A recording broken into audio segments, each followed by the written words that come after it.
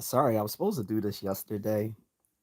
It was supposed to be a follow up to uh, Thursday's live stream, but got busy yesterday. So we're doing it tonight. It's probably gonna be really brief because it's already late, and I'm gonna preface this already by saying that I am not taking any comments that are irrelevant to the to the subject.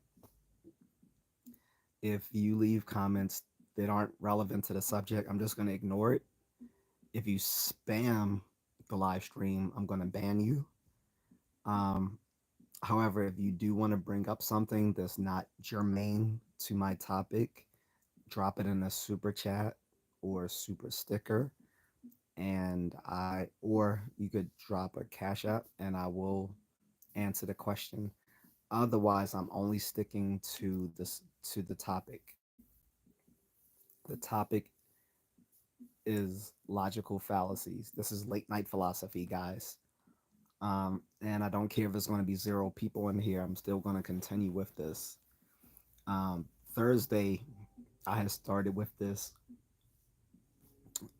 topic, which was logical fallacies, but I didn't get to it because I got distracted talking about a bunch of other things. Someone came in here talking about his substance abuse problems, and wasted my time. So I'm not going to do that again. If you want to talk about your substance abuse problems or mental health illness, go somewhere else. I don't care. I really don't. I don't know if you have those issues. Why the fuck are you even online? Go offline and seek professional fucking help. I don't care. Like Joe Clark once said on the old classic movie to the kid struggling with substance abuse in his school. He's like, "Well, you smoke crack, don't you? You smoke crack, don't you?" He said, "Well, I'm."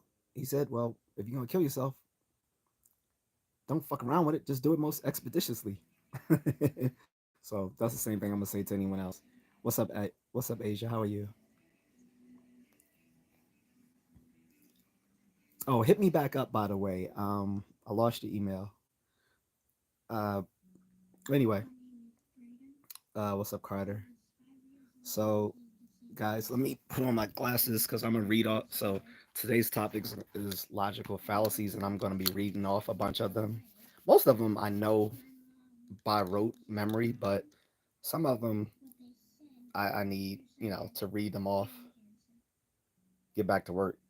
It's 12 o'clock at night, and you just earned yourself a ban. Thank you, Kat.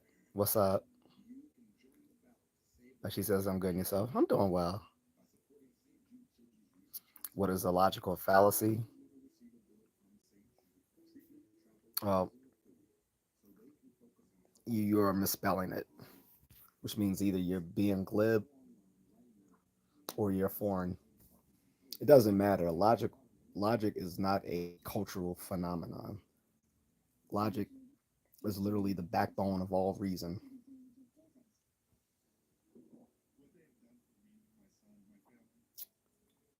So, anyway, I'm going to do mostly informal fallacies. Although I guess I could read off the formal fallacies too. So, fallacies are errors in reasoning for you guys who don't understand that. And most of the time, people come here, well, not here, but people on social media will rage back and forth,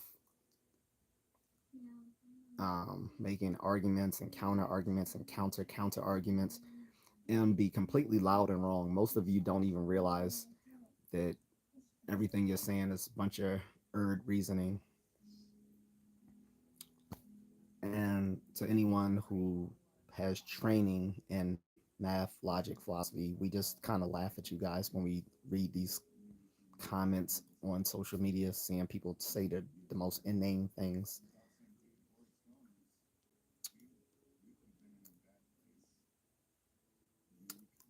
Thank you, Hazim. He said I subbed. Trafalgar says logic is premised on the assumption that reality is real. No, you need to go back to logic class. There's logic capital L, then there's logic lowercase l. Logic capital L, capital case L refers to a formal system of reasoning.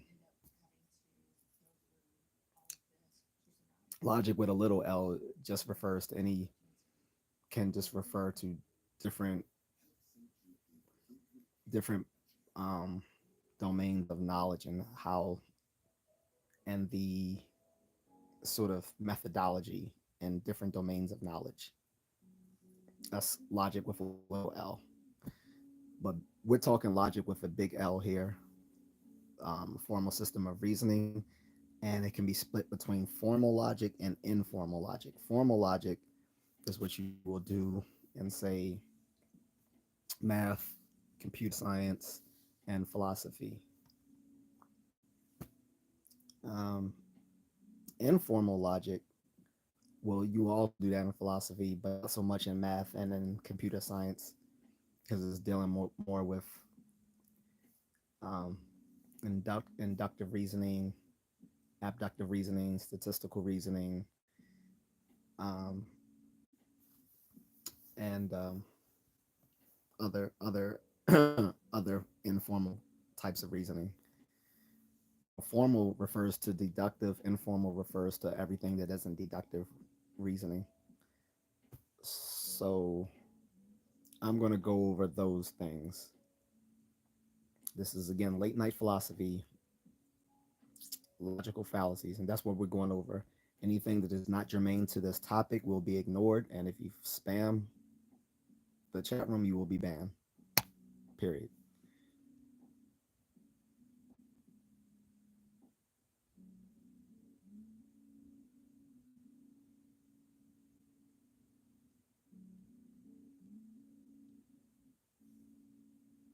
So anyway, where I'm trying to think where I should start. I think I should just start with the formal fallacies. So the formal fallacies are just errors in the form of reasoning itself, which means like certain logical arguments have a certain form that as long as you follow that form, it's a is a valid argument or valid inference just by the logical form. So we're talking about this the syntax of an of of an argument. Okay. Uh, Aristotle was the father of formal logic, and he created the syllogistic forms of reasoning, syllogistic logic, and along with those formal, uh, the syllogistic forms, he also named the invalid forms of them because there was a valid form of them, and then there was an invalid form of them. So he named those. Um, and they have Latin names. I mean, I'm going to avoid using the Latin names unless people want to know those. Okay.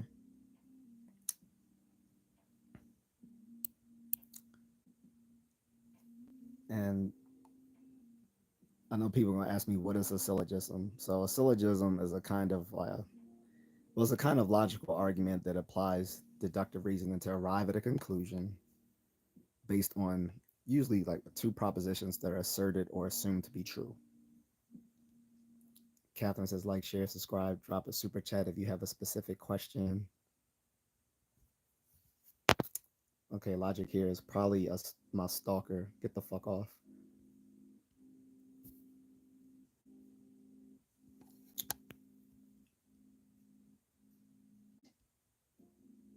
And again, if you're not talking about logic, don't even bother asking me a question unless you drop in a super chat. If you're not dropping a super chat, don't ask me any question that has nothing to do with logic or philosophy. If it has nothing to do with logic or philosophy, I will ignore your question or your comment. And if you flood the chat room or spam it, I will just ban you.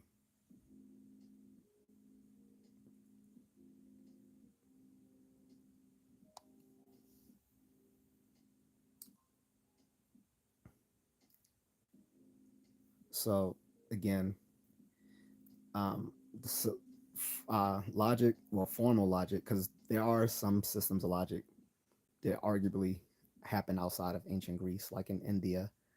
But for the most part, formal, like logic as we know it, formal logic started in ancient Greece, and the the the the formalism of it came through. We usually identify with Aristotle, but even back as early as Socrates, they were dealing with like formal reasoning. It just wasn't written down. One of the reasons it wasn't written down was just simply because Socrates didn't believe in writing. He actually thought they're right. Now you talk about boomers, right? This is the boomer of all boomers, Socrates. He thought that writing would mess would impair people's memories so that they couldn't learn properly if they wrote things down. He believed you should memorize everything. So hey, but luckily we didn't follow that advice. Could you imagine everything we learned today, like just knowing it all through just pure memorization? Man.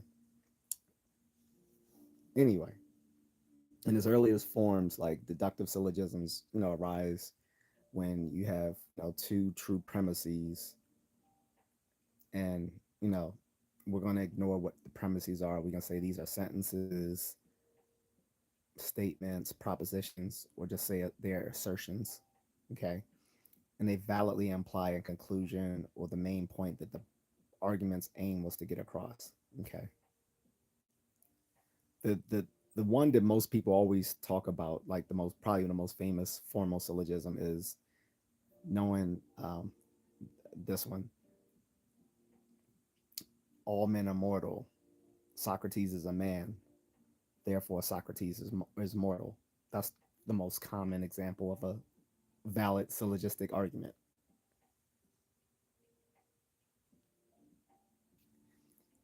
Oh, Jesus Christ, never knew that of Socrates. LOL, weird. Oh, I, I here's something. Here's something you may or may not also know about Socrates. He was also a military hero. Like most people think of him as this dry, crusty dude that went around Athens just bothering young people, trying to get them get them to talk about philosophy. He was also a war hero. He was a decorated war hero in the Peloponnesian War against against Sparta, Athens versus Sparta. He was uh, victorious in several battles. Although Athens lost the battle, lost the Peloponnesian War, he was recognized as a war hero by both city states, and he saved the general who became one of his best friends, Alcibiades, who's often mentioned in many of the Socratic writings. Even in the very last one, the death of Socrates, where it talks about what happens to him when he's judged and yada yada yada. And Alcibiades is like, we need to get you out of here. That man was ride or die for life because Socrates saved him in battle. People don't think of Socrates as a war hero, but he was what's called an Athenian hoplite. An Athenian hoplite was a citizen soldier, and this wasn't just in his young age. He was he was involved in the Athenian military up until his 40s. So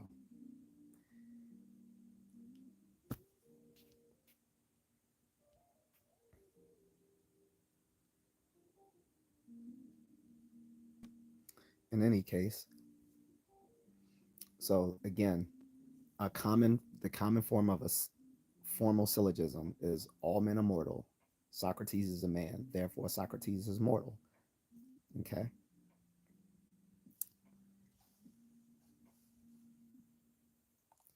Uh, so that is a formal syllogism. There were also later on there were medieval syllogisms because there were in the in classic philosophy there were medieval scholars that kept alive the ancient Greco-Roman knowledge, and so there was still some continuation in scholastic philosophy at the time, mostly done by like people in the church. So, in any way, that gives a little bit of background. So I'm gonna go over some of the again the informal fallacies, starting with some of the syllogistic fallacies. So one is the um, affirming the conclusion from a negative premise, which is called an illicit negative. Um,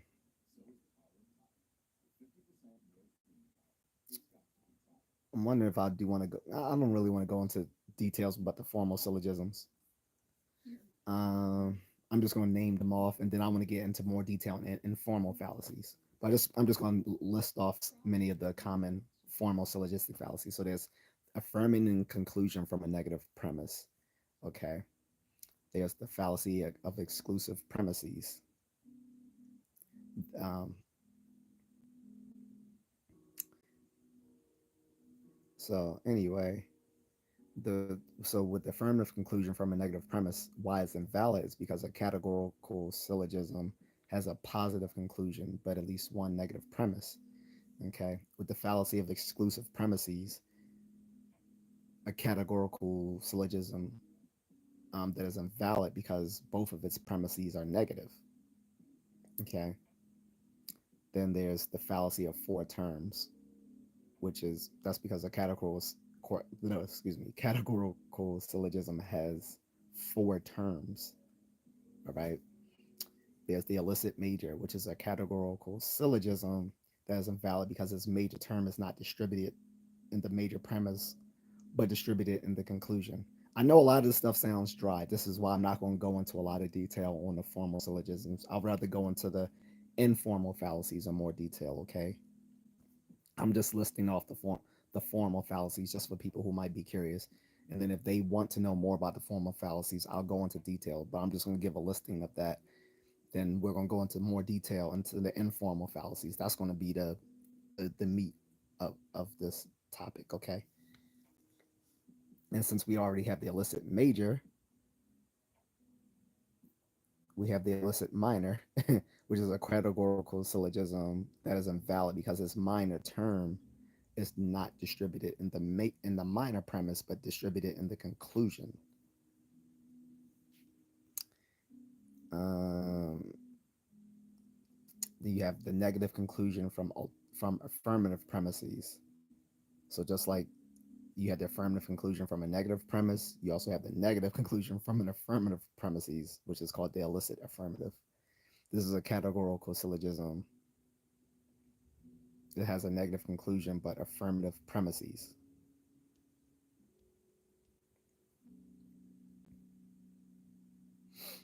Um, and you have the fallacy of the undistributed middle. That's the one I'm one of the most common ones to me. This is the middle term. Excuse me. The middle term in a categorical syllogism is not distributed. Um, there is the modal fallacy. Um, I don't know if I well I'll just name them, but I'm really not going to get into modal logic here. Modal logic is second order logic.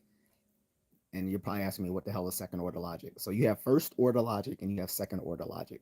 First order logic is also called first order predicate calculus. This is the classic binary logic on which all forms of reasoning are based. Second order logic um, is a type of it goes beyond classic first order logic because it is more expressive through like things like modal logic and multi-value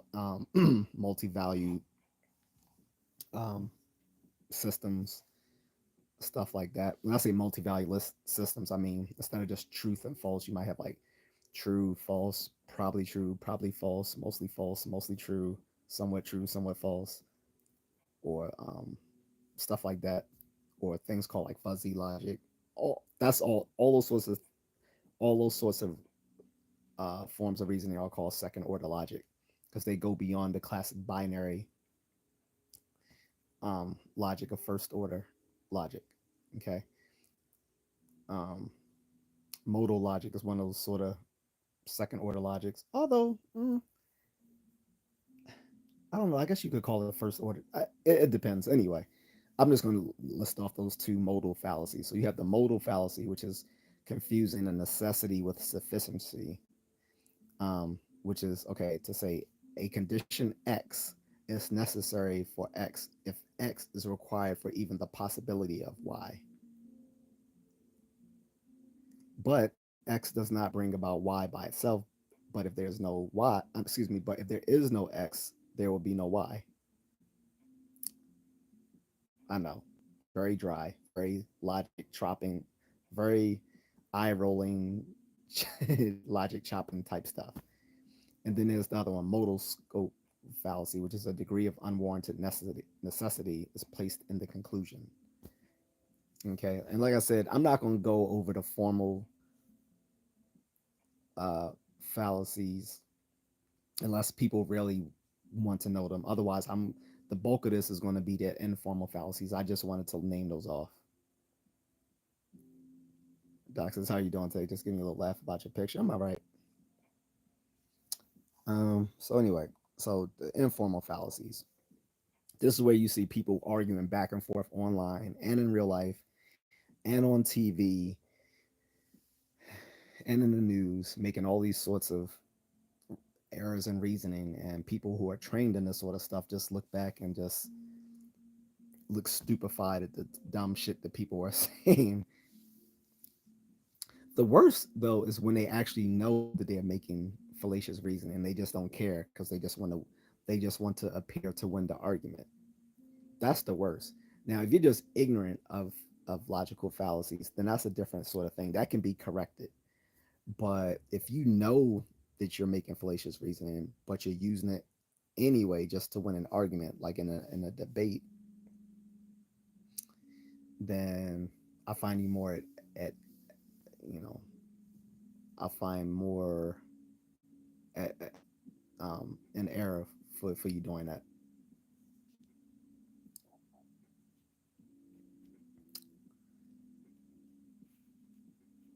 So um, which one do I want to start with? Because there's so many good ones. um,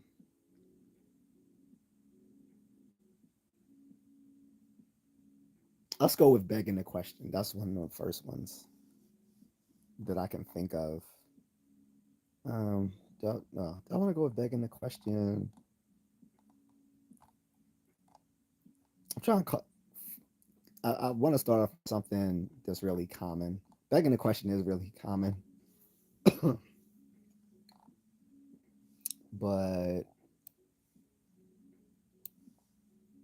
um, hmm,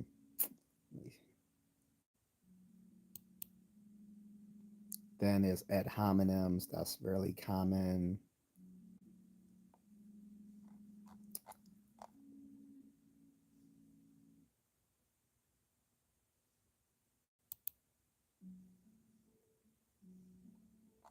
Hmm.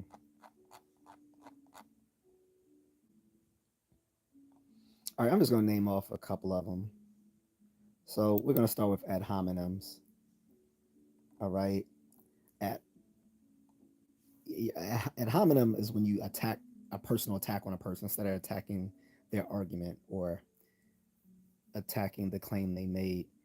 And I want you guys to keep that in mind because I have put up something now that when you come into the comment section, it asks you to abide by my guidelines. And most of you have already ignored those.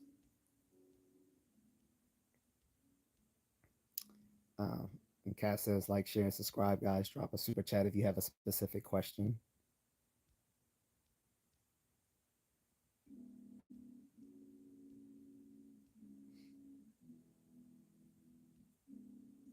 So, at hominem, again, it's a personal attack. It literally means to the person, as in being directed at the person. It's like your reasoning contains this fallacy if you make an irrelevant attack on the arguer and suggest that this attack undermines the argument itself. Okay, that's an ad hominem.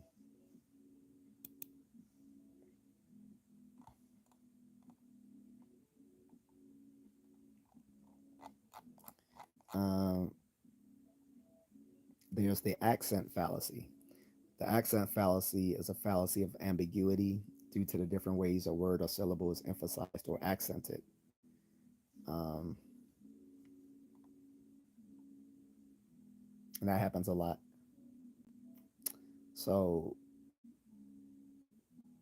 here's one, right? If we put look at the word favor, like with an emphasis on the word favor, her response is likely to be all right. So I'm gonna use an example that I just pulled up. So a member of Congress is asked by a reporter if she is in favor of the president's new missile defense system, and she responds, "I'm in favor of a missile defense system that effectively defends America." Right. So with the emphasis on the word favor, her response is likely to be for the president's missile defense system, with it with an emphasis instead on the word effectively.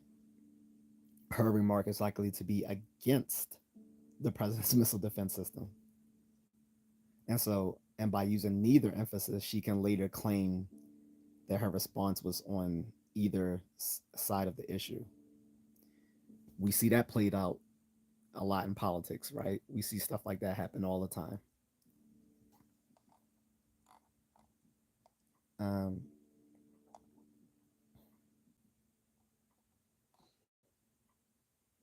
so where's the next one? Um, so the next one is an accident. An accident is when we often arrive at a generalization but don't call or can't list all the exceptions.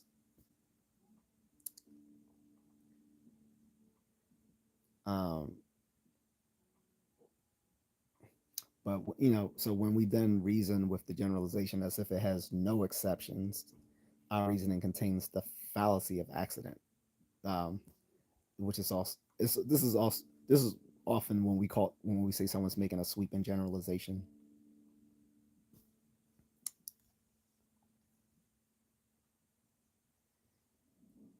Um,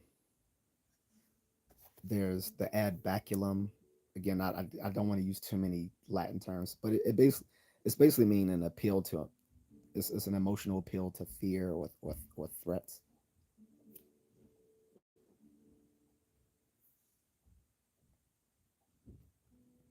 Um, there's the appeal to consequences.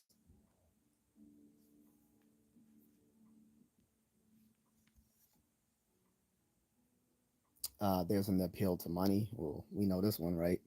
Like basically, how many times have we seen this either in real life or on social media, where people basically will try to invalidate someone's claim just by saying, "Oh well, he makes money, so he must know what he's talking about. Because you don't have any money, you must not know what you're talking about."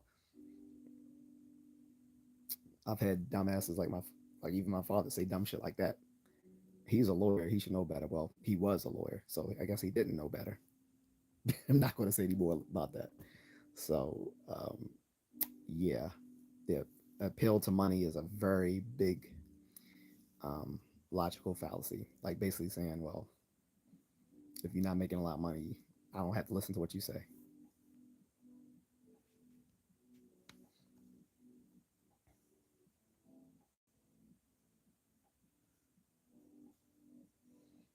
Um, here's another good one. It's called the ad hoc rescue.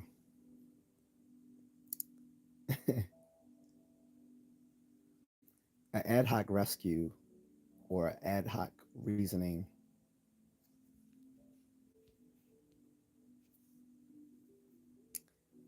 Ad hoc reasoning is when you try to save a claim or argument without, well, I'll put it this way. Psychologically, it's understandable that you would try to rescue a cherished belief from trouble, but when faced with conflicting data, you are likely to mention how the conflict will disappear if some new assumption is taken into account. However, if there is no good reason to accept this saving assumption of it, then it works to save your cherished belief. then your rescue is an ad hoc, is an ad hoc hypothesis, or what they call an ad hoc rescue. All right.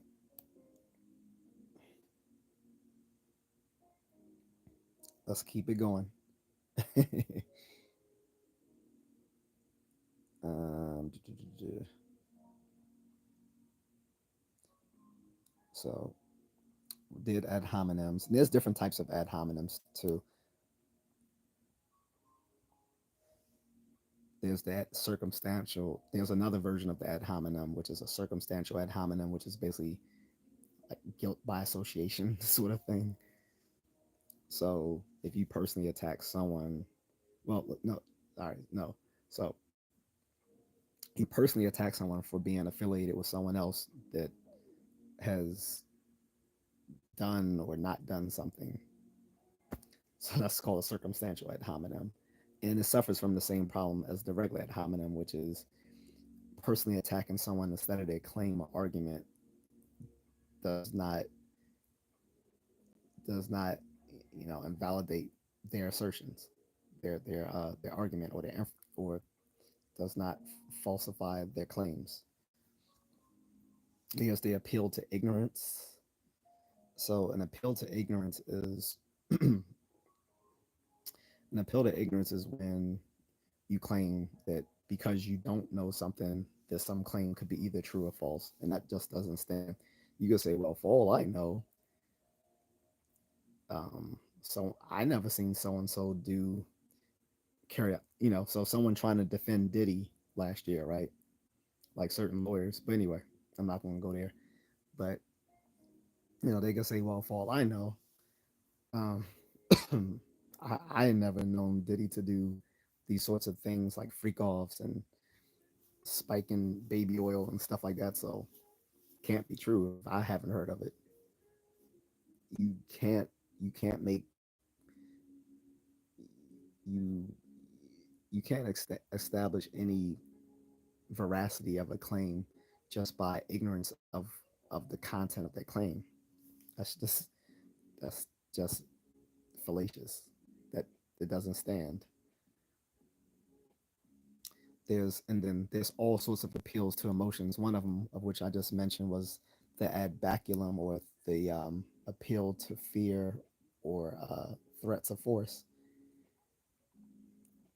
Um, but there's many different sorts of appeals to emotions. So basically, is all the different like associated with most of these emotions. There's like a relevant appeal to them, and they're all basically um, fallacious because appealing to someone's emotion has nothing to do with the veracity of the claims or arguments being made. However, there is a place for appeals to emotions, but not in a but not in a reasonable argument. In an argument where you're relying on like rhetoric, you're relying on trying to appeal to someone outside of reason. That's when appeals to emotions work. So they're not always irrelevant. In the they're just irrelevant in the domain of reasoning. But as far as it appeals to like maybe get into someone psychologically, they can be relevant. Like often an effective communicator knows how to use um, both re- um, both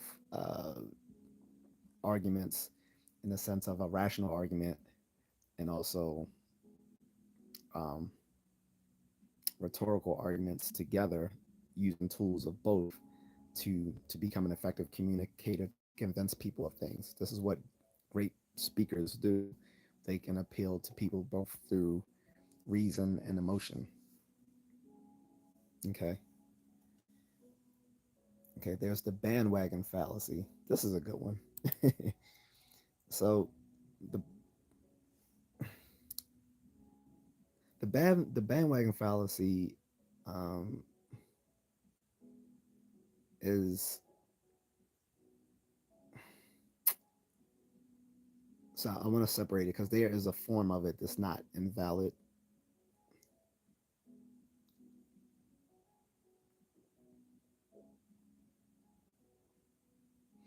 but what it is um, when you believe something because everyone believes it's likely to be true, all things considered. But so, and again, some forms of this is not fallacious, but I want to get to the part of it that is. What is fallacious is to be swept up by the excitement of a new idea or a new fad and unquestionably give it too high a degree of your belief solely on the grounds of its new popularity, perhaps thinking simply that new is better. But the key ingredient that's missing from a bandwagon fallacy is knowledge that an item is popular because of its high quality and not simply just because everyone believes it, right? The whole thing. Well, uh, you know, a million Chinese people can't be wrong. Yes, they can, and they have been. um, or they might even say a billion can't be wrong. Yes, they can. Oh, yes, they can. So simply the num, simply the pop, simply the popularity of a claim or an argument is not evidence in itself that that claim is true or the argument that people widely accept is true. Or I'm sorry, is valid or reasonable.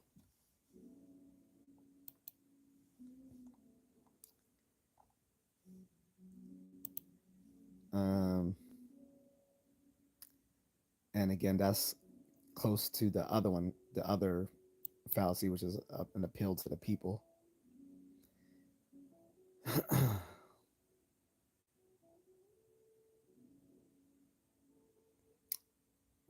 How do I want to phrase an appeal to the people? Um,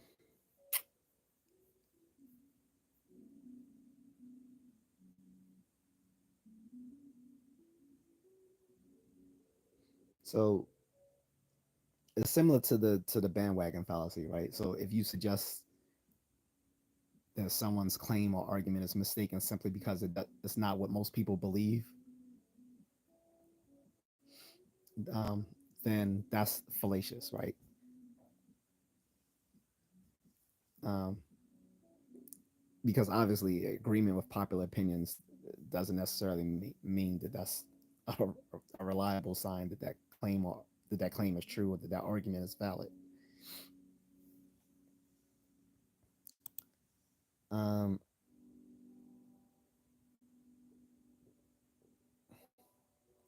but that can be again that has different Latin terms. It's sometimes called ad numerum or ad populum, and it'll be prefaced as argumentum ad populum or argumentum ad numerum. The next one is the appeal to authority. So we see this a lot again in popular culture. Is so appealing to authority itself is not irrelevant or fallacious. It becomes fallacious when you're appealing to authority that's not relevant to the actual topic being discussed. So if you appeal to the authority of, of a I don't know, of a psychologist on the subject of astronomy, that's it's an irrelevant appeal to authority, right? So it's like so an appeal to authority is if you back up your reason by saying that it's supported by what some authority says on a subject. And again, most of that type of reason isn't fallacious by itself, is because that's how a lot of us. That's actually a very reasonable thing to do, is to appeal to authority when that authority is both credible and relevant. It's when it's not credible and relevant that it's fallacious. Okay, so it's fallacious whenever the authority appealed to is not really an authority in that particular subject, or the authority can't be trusted to tell the truth, or when all the authorities on the subject disagree with each other, or when the reasoner misquotes the authority. This sort of thing. Okay. Again, we see a lot of that in popular culture. We see a lot of that online. People appealing to authorities irrelevantly. Like, I'm sorry, Neil deGrasse Tyson is not an authority on matters of biology because he's an astrophysicist.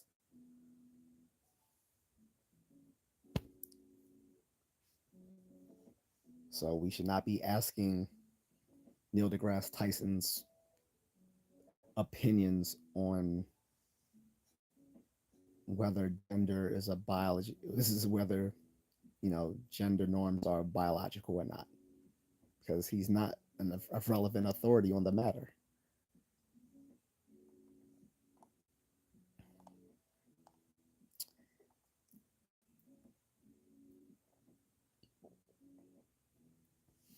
And remember, so I said I might get more into talking about the formal fallacies a little bit more clearly. So I'm gonna get into one of them that's really important because it is often used in both formal and informal reasoning, which is affirming the consequent. So affirming the consequence is if you have enough evidence to affirm the consequent of a conditional, then you suppose that as a result you have sufficient reason for affirming the antecedent. Your reasoning contains the fallacy of affirming the consequent. And so the reason is the fallacy is because people mistake it for the logic for the valid argument, which is called modus ponens. This is one of those arguments to use the if then statements.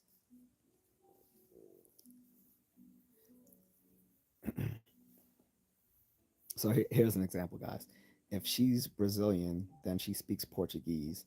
Hey, she does speak Portuguese, so she is Brazilian. So if the arguer believes or suggests that the premise definitely establishes that she is Brazilian, then the argument contains the fallacy. Okay.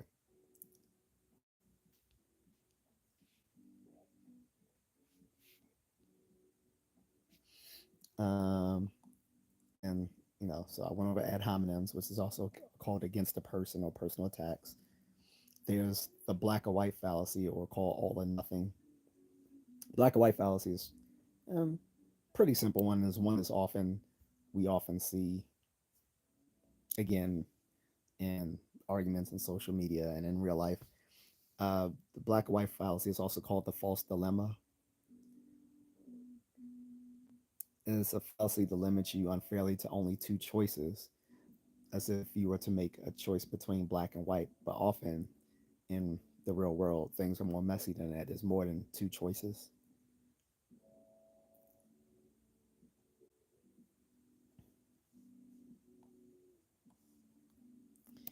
Um, Next is fallacies of ambiguity. This happens a lot, especially in like especially in like stuff online that we actually are reading and writing. Okay. And there's probably multiple fallacies of ambiguity, like the fallacies of amphibole, the accent fallacy, which I just mentioned earlier, where something can be different just by the way the which word is which word is emphasized in an assertion. There's equivocation. So amphibole and equivocation are related. So amphibole is an ambiguity of syntax. So remember, I was saying that there's a difference between formal reasoning and informal reasoning, where formal reasoning is just an error basically on the syntactic form of the argument itself, whereas in informal fallacies is based on the semantic content of the arguments. So when it's an ambiguity of semantics, it's an equivocation. And I'm sure people have heard of that, like equivocating.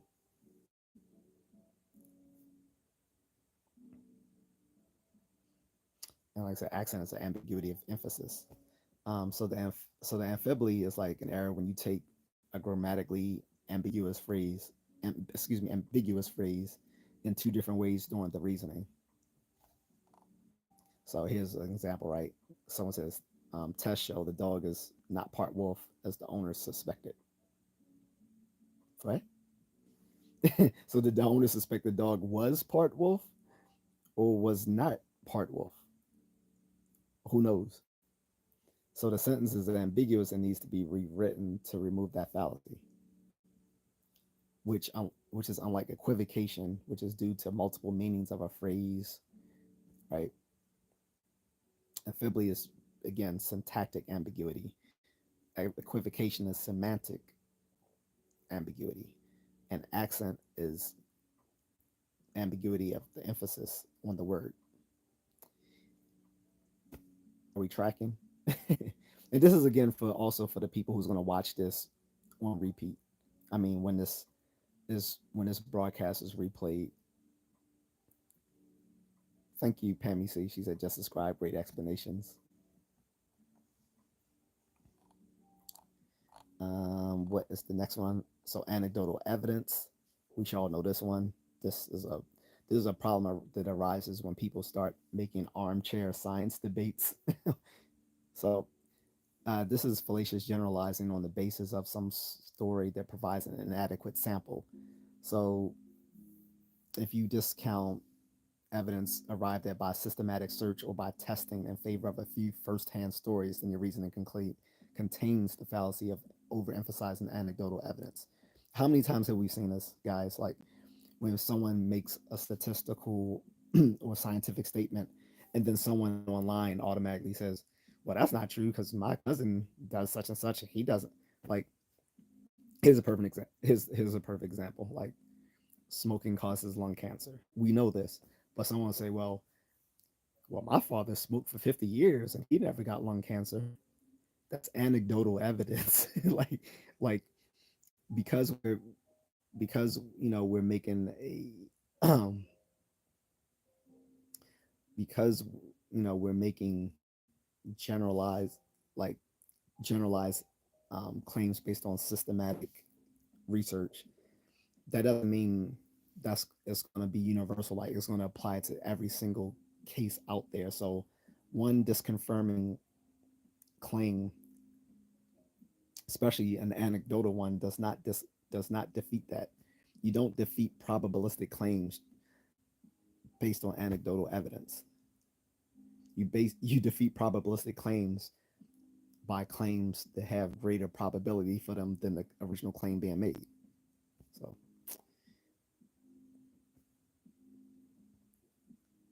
so like I said, when someone says, "Yeah, I've read the health warnings on those cigarette packs, and I know about all that health research, but my brother smokes, and he says he's never been sick a day in his life, so I know smoking can't really hurt you." Don't you believe him?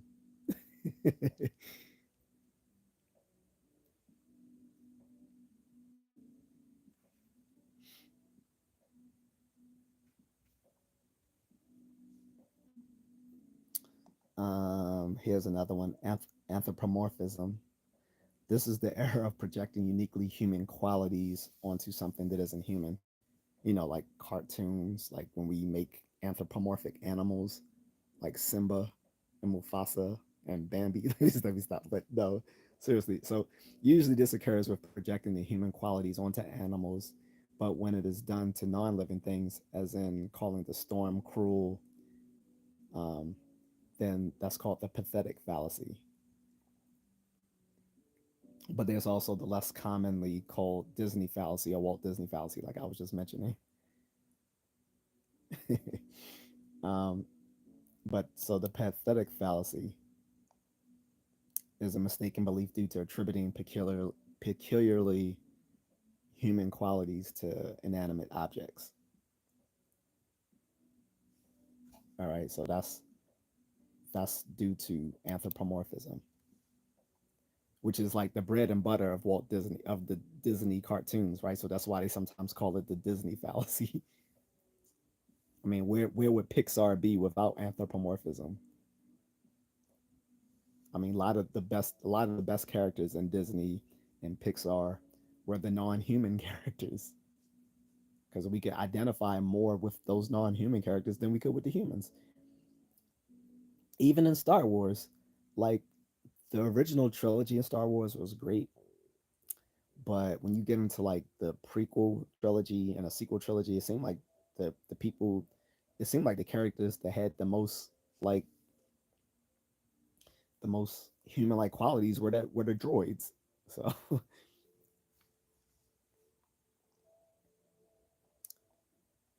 uh, so I already went over the appeal to authority and go past that.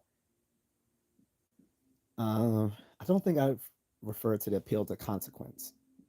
So the appeal to consequence is arguing that a belief is false simply because it implies something that you'd rather not believe, which is also called in well the I, I'm trying to avoid the Latin, but sometimes I like let's be honest. A lot of us philosophy nerds we love actually knowing all the Latin phrases for these informal fallacies. Like there's people who actually like set about naming all these given all these fallacious uh all these fallacies like Latin names. So that's called the argumentum ad consequentiam. Um, so here's an example. This can't be Senator Smith there in the videotape going into her apartment. If it were, he'd be a liar about not knowing her. He's not the kind of man who would lie. He's a member of my congregation, or we could say crackhead D.C. Mayor Marion Barry for some of you who remember that. But anyway, so Smith or may not be the person in that videotape, but this kind of argument that should not convince us that it's someone else in the videotape. Or like again, I'm gonna bring up crackhead Mayor Marion Barry. Like if you ever wanted to upset someone from DC back in the 90s and 2000s, all you had to do was make fun of Mayor Marion Barry. They loved that guy. Like why? And they would swear up and down that he was set up in that videotape when he was literally caught on videotape smoking crack with a prostitute saying the bitch set me up. And he literally said that on tape, the bitch set me up.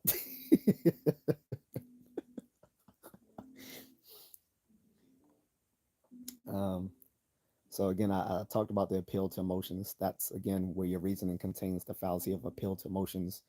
When someone's appeal to you to accept their claim is accepted merely because the appeal arouses your feelings of anger or fear or grief or love or outrage or pity or pride or sexuality or sympathy or relief, so forth and so on. Mm. Is there a certain protected group that often uses that sort of appeals? I don't know. I'll leave that to you guys. Uh, so I'll say this. There's nothing wrong with using emotions when you argue, but it's a mistake to use emotions as the key premises or as tools to downplay relevant information. Okay, and I already talked about the appeal to force, which is also called the ad baculum. So this is appeal to force the um, or appeal to fear, so, which is also called scare. Sometimes we just commonly refer to those as scare tactics, right? I refer to the appeal to ignorance, which is also in Latin called the argumentum ad ignorantium. Is the fallacy of appeal to ignorance comes in two forms, though. There's one is not knowing that a certain statement is true is taken to be proof that it is false. The other form is not knowing that a statement is false is taken to be a proof that it is true. So the fallacy occurs in cases where this fallacy occurs in cases where absence of evidence is not good enough evidence of absence. I want to be clear on that because in philosophy and logic, we know that given enough time, enough evidence gathering, absence of evidence does become evidence of absence. But it's not so in the case of an appeal to ignorance because it's not good enough evidence of absence. Okay. The fallacy uses an unjustified attempt to shift the burden of proof. So this is why it's called appeal to ignorance or argument from ignorance.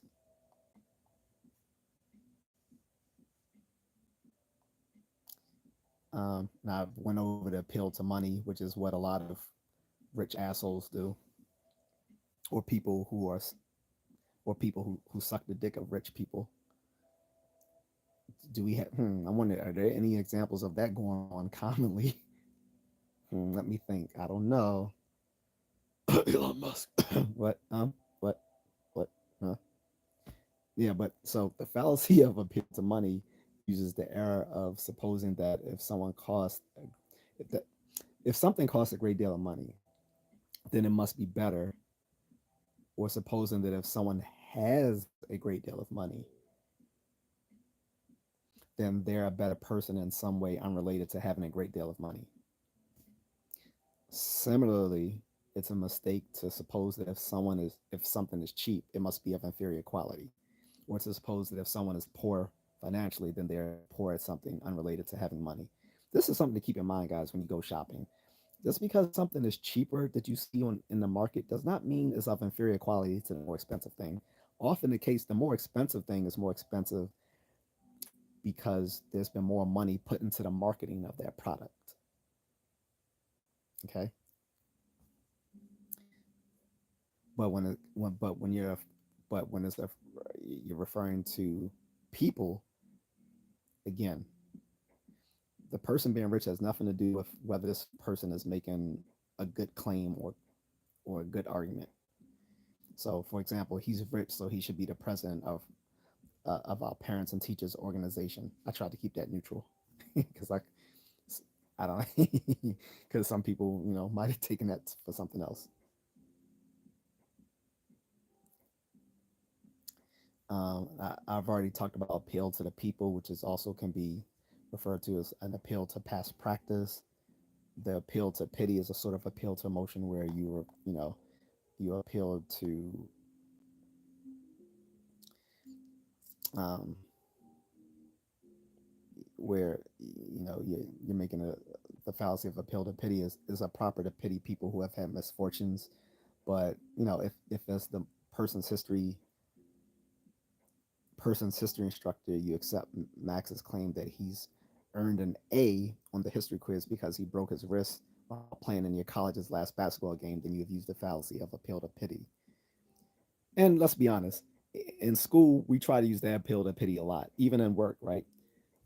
Like, do you guys remember, for you people who went to college, do all of you remember the myth that if your roommate died, that you would automatically get all A's for that semester? Do y'all remember that?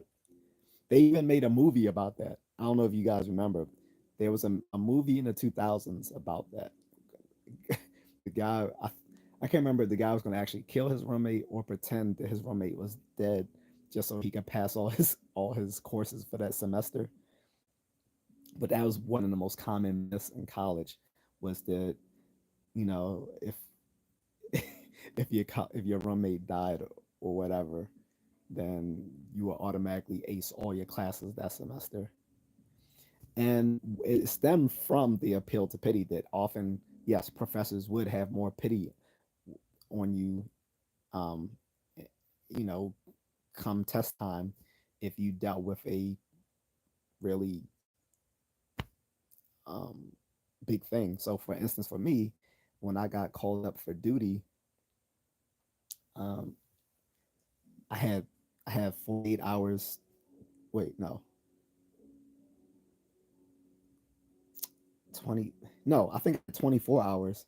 I can't remember. My my orders came in. I think I had 24 hours to get to get to to go. I had to respond to my unit to go active. So I immediately emailed all my professors. This is halfway through the semester, told them I had to immediately leave school because I was being called up on orders to to be activated for the army. And all of them was like, "Oh my God, are you okay? Is everything gonna be all right?" One of my philosophy professors, he was like, "Man, we gotta get you out of there." He was like, "I don't care." He was willing to go to bat. He was like, not, and he's still one of my favorite professors today. Luckily, he's still alive. Um, Shout out to Dr. George Ray. If, if you ever see any of my content here, I don't know if he will. Gotta buy his new book too. Um, you can get his one of his my favorite books that he's wrote called is The Contemporary Philosophy of Mind, a contentious approach. Um, I often refer to that a lot of stuff I've read in that book, and and in my lectures I've had with him, um, as I've had two classes with him. Two? No, two, maybe three class. No, I think two classes, three classes, something like that. Um, and he's written some other good books. But anyway, he was like, man, nah. He's like, we gotta tell him you sick or something, so you don't have to go. But a lot of them, like some of them, was all of them were flexible. Like some of them just whatever my current grade was, they gave me that for for the semester. The other one said, when you get back, just turn in your work uh, for the rest of the semester, and we'll give you a grade. It's like we're gonna hold this, we'll basically just hold no grades for you until you turn in that work, and we'll give you a passing grade. So that's a relevant appeal to pity, right? But if you're doing something purposely just to get pity and hopefully get a good grade, like I said, the myth amongst all college students at least 20 years ago, I don't know about now, that if your roommate died that you would automatically pass all your classes. That would be an appeal to emotion, and that would be the appeal to pity. Okay.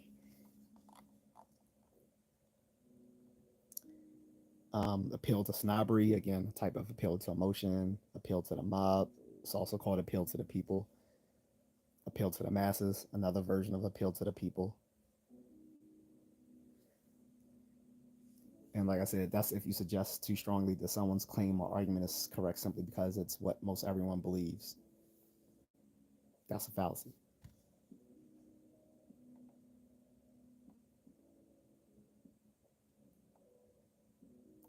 Appeal to the stick. Again, that's another appeal to force or appeal to fear. That is appeal to unqualified authority. That's another version of appeal to authority. Appeal to vanity. Again, that's another form of an appeal to emotion based on vanity. Right. We've went over argument from ignorance. Argument from outrage. Again, is another appeal to emotion based on outrage. Let me see. I know I missed a lot of comments here. Pansies are fruits of vegetables made to look human. Right, for anthropomorphism. True.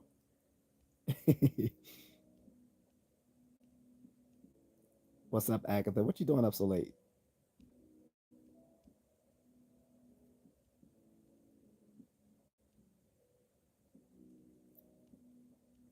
Catherine says, like, share, subscribe, guys. Drop a super chat. Howard says, joining late. Hey, man, what's up? Pammy says, yeah, we do. Catherine says, please keep the chat relevant to the topic, guys.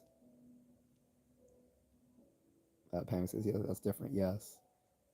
Agnes says, any questions at Just A Contrarian, please drop a super chat. All right, let's keep it going, guys. Um, so, argument from popularity, again, that's appeal to the people. And I told you, like, usually when you Latinize the form of the fallacious argument, this usually starts with argumentum ad, which means argument to the blank. So if we say argument from ignorance is called argumentum ad ignorantium, argument to ignorance.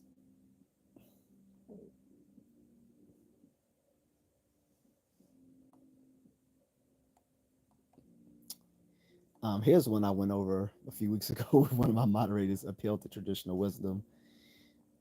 This is a good one because this is often used in a lot of appeals to like folk-based beliefs, to pseudoscience, stuff like that.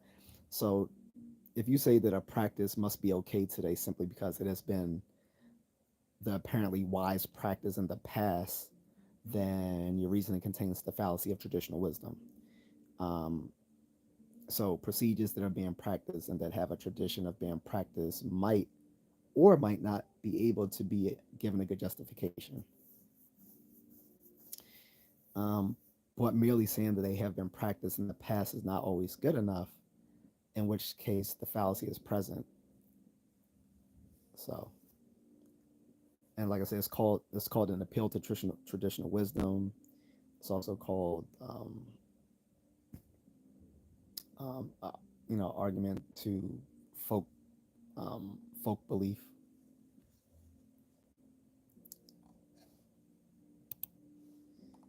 Um, here's here's another one. It's sort of more like some of these fallacies can be both psychological and logical in nature. Psychological insofar as it's based on certain that these errors are made because of certain cognitive biases that we have, which means that like they're just natural ways in which we err in reasoning.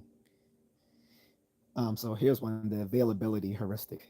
This is when we have an unfortunate instinct to base an important decision on an easily recalled or dramatic example, even though we know the example is atypical. This is a version of confirmation bias. So here's a really good one, a really good example.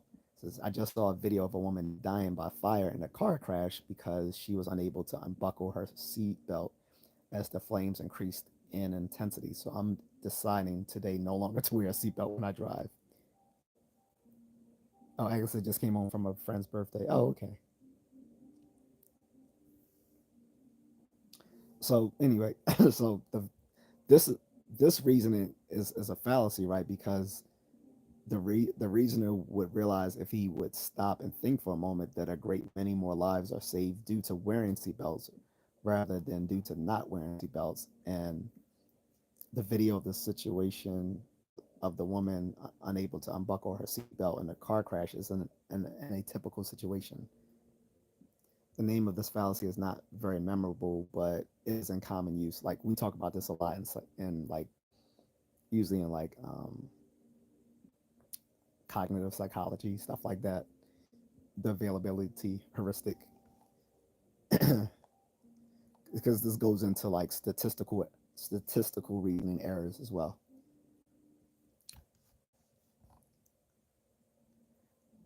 Um, Pam says statistics come into play. Yeah, absolutely. A lot of people are um,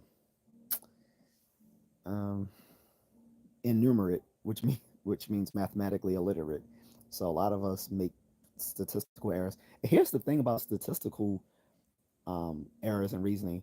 Even statisticians make these mistakes. So it's not just regular people. Like even people trained in this stuff will make reasonings, make errors in reasoning when it comes to statistics. Depending on, especially depending on how the questions are framed or the situation is framed. Like even statisticians aren't above making these same mistakes, and they're literally trained in this stuff. Um, Here's another one: avoiding the issue. This is when a reason is supposed to address an issue, but instead goes off on a tangent. Um, that they're probably accused of using the fallacy of avoiding the issue. It's also called missing the point. Obviously, this how many people how many people do this, avoiding the issue, missing the point, straying off the subject, digressing, not sticking to the issue. This is used so much. This is probably one of the most common things I see in any sort of like dispute online, where people would be talking about something and then people would completely miss the point or avoid the issue and go off into something else just to seem no just to sound like they know what they're talking about. Instead of just admitting, hey, I might be wrong, I might be mistaken, I may not know enough about this issue. Instead of most people being intellectually humble enough to do that, most people like when they're getting into these stupid disputes on Facebook, on Instagram, on YouTube, on Twitter, or X, they they will immediately go into these little tangents. So here's an example: a city official is charged with corruption for awarding contracts to his wife's consulting firm. In speaking to a reporter about why he is innocent, the city official talks only about his wife's conservative wardrobe, the family's lovable dog, and his own accomplishments in supporting Little League Baseball. But yeah, okay. So the fallacy isn't used by a reasoner who says that some other issue must be first settled and then continues by talking about the other issues, provided the reason is correct in claiming this dependence on of one issue upon the other. So, Chris, the topic is logical fallacy. So I'm listing off a bunch of them. Here's another one: avoiding the question. The fallacy of avoiding the question is a type of avoiding the issue, like we just mentioned. But is it occurs when the issue is how to answer some question. So the fallacy occurs when someone answers doesn't really respond to the question asked. It's also called changing the question.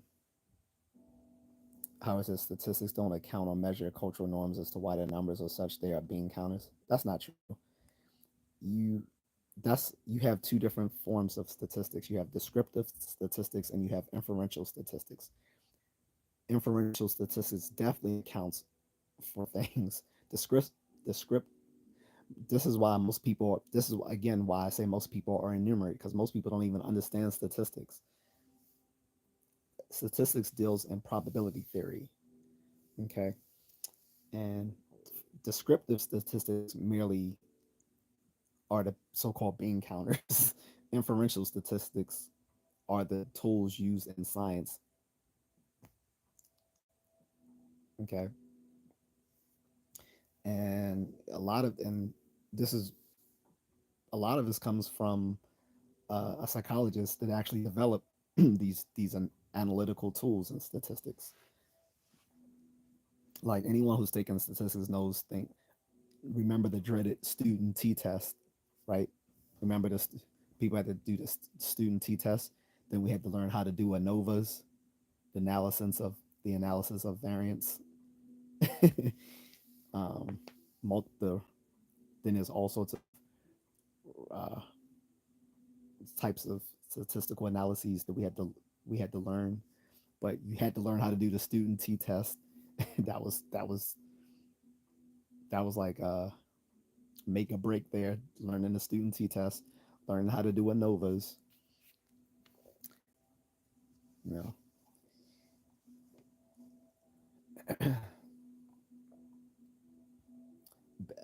there's the bad seed, which is also called the genetic fallacy. This is when you attempt to undermine someone's reasoning by pointing to the bad family history when it's an irrelevant point. How many times have we seen that in political debates?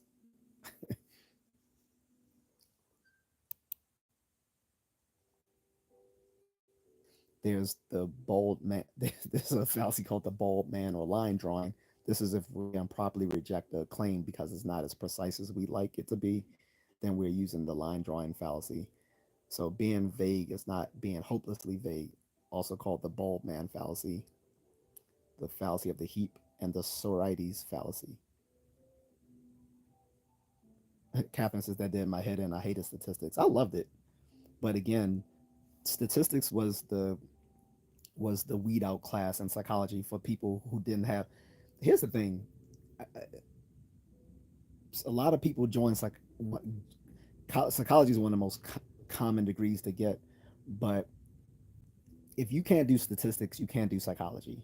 I'm sorry, like for the in all sciences, whether social science or natural science, you have to do math.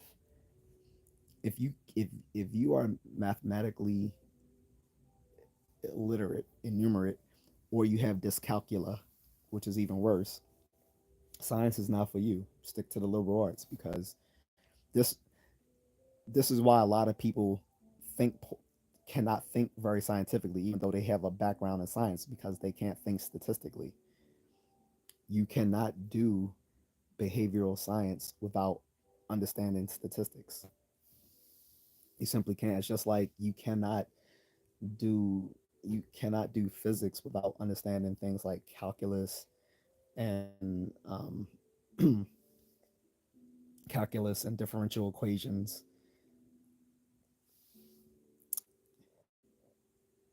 Chris says, I think statistics. Well, it is an easy part of math, but it can get because statistics is an applied math. So usually applied mathematics is a little bit general. Is a little. And I could be wrong here, but typically applied math is easier than the higher level pure math, right? Um, so where statistics might be easy, like there's some probabilistic theories out there that are a bit more difficult, right? I mean, people may have heard of different forms of probability theory, like the Bayes theorem and others. But Catherine says there's a huge dropout rate in psychology. Yeah, because everyone tries to take psychology as a degree as a major, and a lot of them realize, oh, I gotta actually learn behavioral statistics, and they can't handle it, so they end up dropping out. So that's a good thing. A huge dropout rate is good because that means the people who are left are the ones who can actually handle handle the research. Like there's certain skills that you need to do psychology. You have to be able to do behavioral statistics. You have to know how to read. You have to know how to read and evaluate research reports. And um, what else? And you have to know how to have good rote memory on a lot of you know and that's generally in all science. You have to have a good rote memory, rote memorization.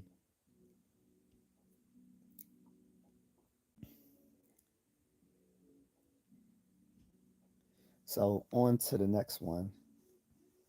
On to the next one. On to the next one. So I went over the bandwagon fallacy, guys, which is that's if you suggest that someone's claim is correct simply because it's what most everyone is coming to believe, then you're using a bandwagon fallacy. How it says behavioral statistics is different than basic level statistics. Mm, yes and no. Again, a lot of statistics was actually made up by a psychologist. He took because before then statistics was mainly used in in like animal science and in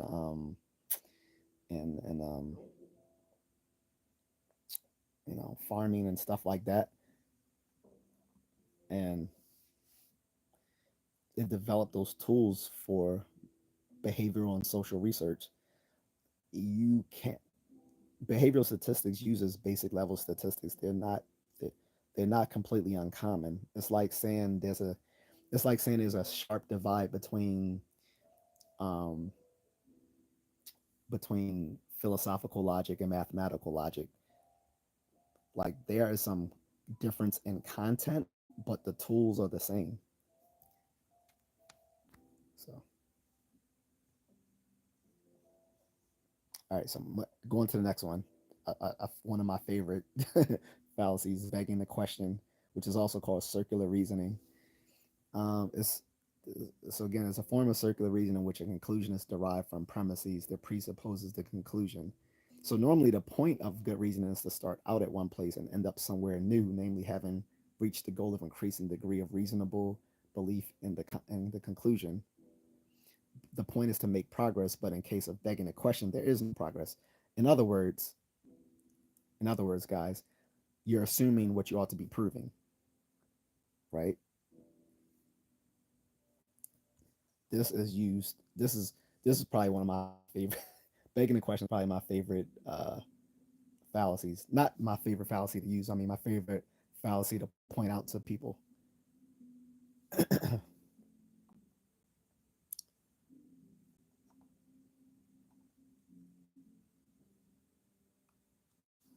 So here's an example, guys. So women have rights as the Bullfighters Association president, but women shouldn't fight bulls because a bullfighter is and should be a man. So the president is saying basically that women shouldn't fight bulls because women shouldn't fight bulls. That reasoning isn't making you any progress. Circular. All right, next one, guys. Besides the point, this is called the irrelevant conclusion. It's a form of the red herring fallacy. This is something I'll point out so many times, and when people are disputing me, I love pointing out red herrings or call irrelevant conclusions. I'll usually and to people won't often get what I'm saying because I'll point it out in a funny way. I'll say, "So do you like that red herring smoked or fried?" And they won't get it. Well, but it's arguing for a conclusion that is not relevant to the current issue. That is a red herring or irrelevant conclusion. So,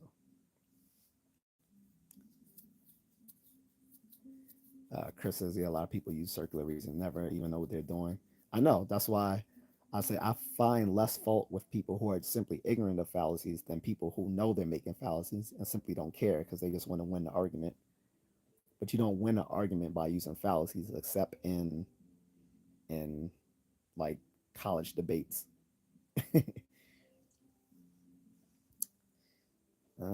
Bias generalizing. That's another one. So this is generalizing from a bias sample. It uses an unrepresentative sample and overestimates the strength of an argument based on that sample. It's also called the unrepresentative sample. This is something again we talk about in science and behavioral research and in political debates. The political debates often derive on people being ignorant of a lot of things when it comes to statistics or basic um, basic social science facts. When people are ignorant of social science, when they're ignorant of statistics, um, when they use irrelevant appeals to authority, it's easy to coerce them in political debates. Cat says like, share, subscribe, or drop super chat, guys. Um, Bias statistics is just another version of unrepresentative samples. Bifurcation goes back to what I was talking about, the false dilemma or black or white fallacy. And again, the black white fallacy is limits you to an unfairly limits you unfairly to only two choices when there's often more than two choices to be made. Um, there's characterization, which is attacking a person's argument by presenting a characterization. It's a form of the straw man fallacy. I really hate straw man fallacies. I, Whereas begging the question is my favorite fallacy, straw man fallacy is one of the ones I hate the most because it's basically you're taking someone you you're making a claim someone never made and attributing it to them, right? And then you attack that claim that the person never made, which is retarded. But yeah, so characterization is attacking a person's argument by presenting a characterization, and that's a form of the straw man fallacy and the ad hominem fallacy. A critical thinker should attack the real man, not a characterization of that man. Ditto for women, of course. And that's also called the fallacy of refutation by caricature.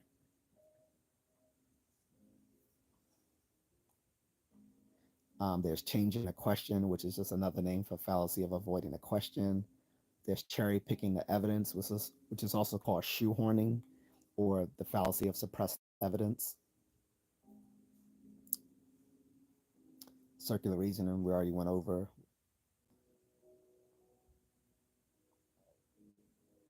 And that's again when the reasoner begins with what he or she is trying to end up with.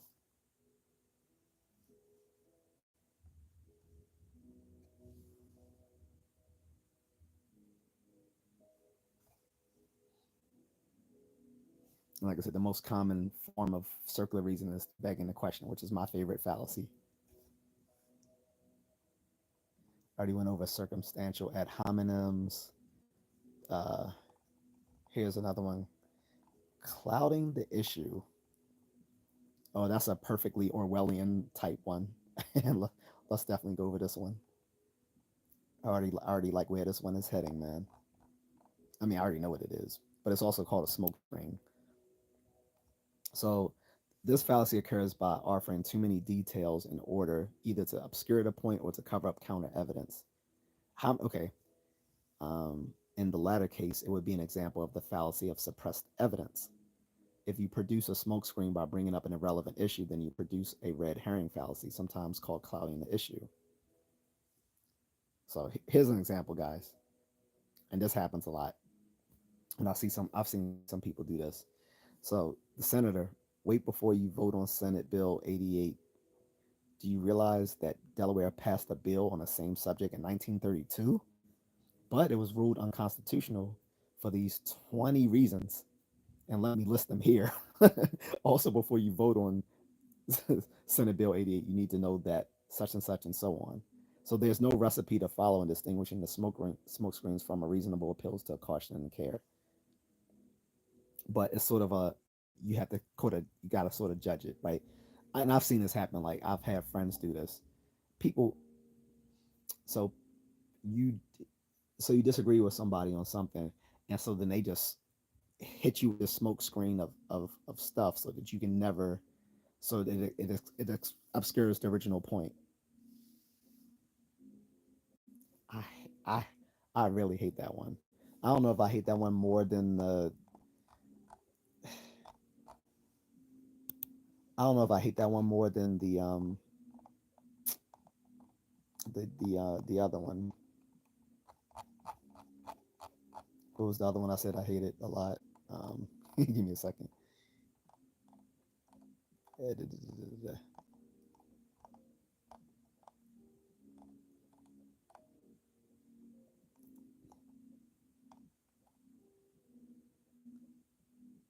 Oh, the straw man. I was saying I hate the straw man a lot. Yeah, but straw man and the smoke screen maybe equally so. I hate the straw man just because I hate it's so disingenuous. Like for me, when someone make because for me, when someone makes a straw man fallacy, they know. To me, I assume they really know what they're doing. Like you know that you're presenting a claim that that person never made, and then you attack that claim the person never made just to make them look bad. Like I hate that because it means you are smart enough to know that you can attack that claim even though that's not what something what someone made. Like I just hate that one. But the smoke screen is equally annoying to me as well because you put up all this and I will attack someone harshly when they try to do the smoke screen or clouding the issue. I'd be like, man, I was like, I don't care about all that irrelevant shit you just said. I said, stick to what I already said. I'll go right at them for that. Um, oh, here's another one: common belief, which is again appeal to the people and traditional wisdom. So, the appeal to traditional wisdom or appeal to folk beliefs doesn't work, and the appeals to traditional wisdom and appeals to the people are often used by people who are trying to get people to accept things that are like pseudoscience, because usually they'll appeal to how ancient something is, how and again because something was considered traditional wisdom has no gives it no veracity in itself. Here's another one: common cause. This fallacy occurs during causal reasoning when a causal connection between two kinds of events is claimed when evidence is available, indicating that both are the effect of a common cause. This is often used, right? So, example is noting that the auto accident rises. Excuse me, the auto. auto accident rate rises and falls with the rate of the use of windshield wipers. So one can conclude the use of wipers is somehow causing auto accidents.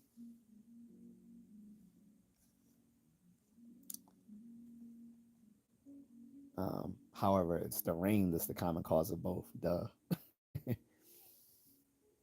Like those wipers aren't causing you to hydroplane. The rain is.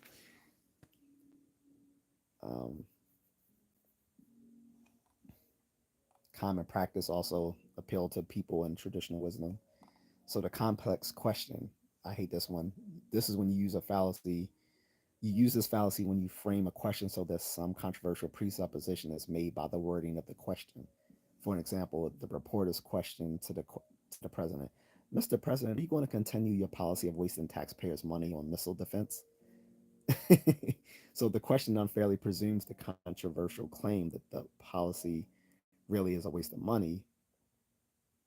So the fallacy of complex question is a form of begging the question. Again, begging the question is my favorite fallacy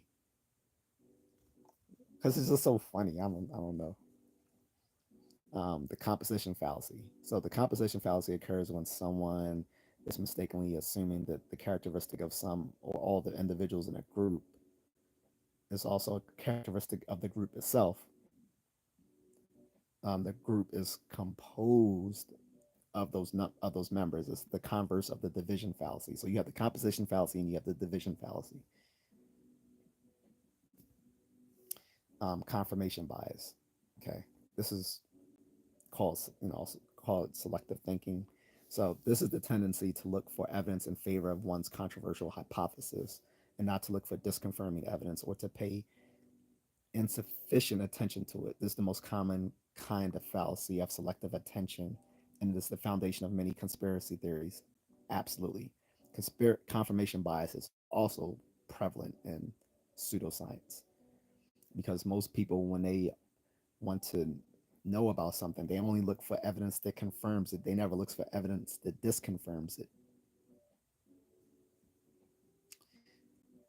And this is why many internet searches are not good ways to seek knowledge because people, when they do these Google searches or other internet searches, if you use other things like Bing, but people commonly look for something to be look for things on the internet to confirm what they already believe or what they want to believe. They don't look they don't go on Google to confirm to disconfirm something that they believe or want to believe.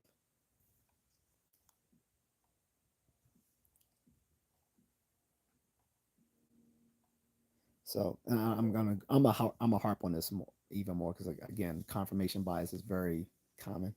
So using the fallacy of confirmation bias is usually a sign that one has adopted some belief dogmatically and isn't willing to disconfirm the belief or is too willing to interpret ambiguous evidence so that it confirms so that it conforms to what someone already believes.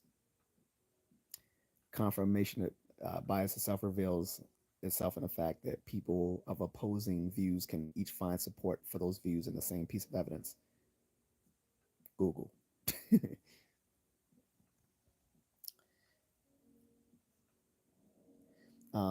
Conjunction. Okay. This is another one of those psychological fallacies. So, mistakenly supposing the event E is less likely than the conjunction of events E and F. And here's an example from Daniel Kahneman and Amos Tversky. These are famous cognitive psychologists. I think one of them died. I think it was Amos Tversky that died. But these guys are like gods in cognitive psychology and cognitive science. So here's an example. Suppose you know that Linda is 31 years old, single, outspoken, and very bright. She majored in philosophy. As a student, she was deeply concerned with issues of discrimination and social justice. Then you're asked to choose which is more likely that A, Linda is a bank teller, or B, Linda is a bank teller and active in the feminist movement. If you choose B, you commit the conjunction fallacy.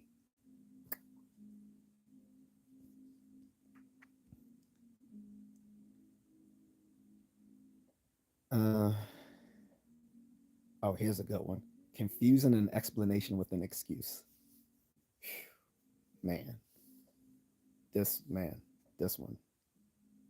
Yeah, this one. So this is when treating someone's explanation of a fact as if it were a justification of the fact. Explaining a crime should not be confused with excusing the crime, but too often it is.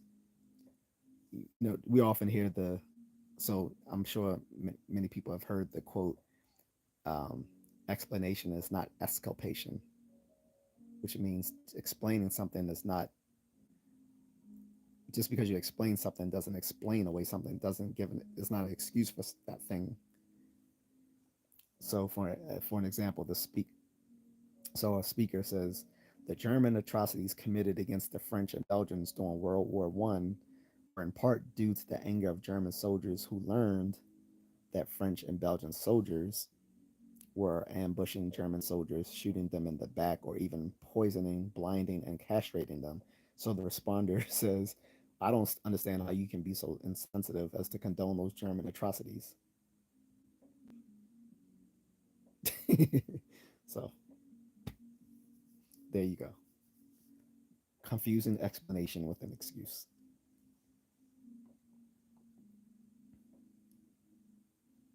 And we already went to pills of traditional wisdom, which is can sometimes in Latin name of that argument can be called consensus gentium. Consequence appeal to consequence. Contexta, excuse me, contextami, contextami. Sorry, this is when you're quoting something out of context. So if you quote someone but you select the quotation so that essential context is not available and therefore the person's views are distorted, then you've quoted something out of context. Quoting out of the context is an argument that creates a straw man fallacy, which again is one of the things I really hate. And that fallacy is also called contextomy. We can go more over that in another time. Converse accident. This is if we reason by paying too much attention to exceptions to the rule and generalize on the exceptions. Our reasoning contains this fallacy. This fallacy is the converse of the accident fallacy. It is a kind of hasty generalization.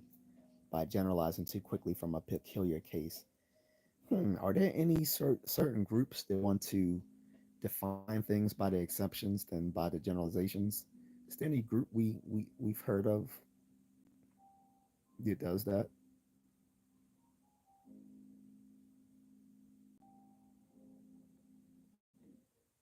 I'll leave that for you to decide. Anyway, cover up. That's uh,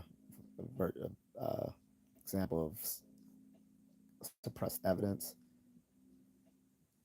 Uh, there's the false cause fallacy, um, and it often goes by the Latin phrase. Sorry for this, guys. Cum hoc ergo propter hoc, which means with this, therefore, because of this.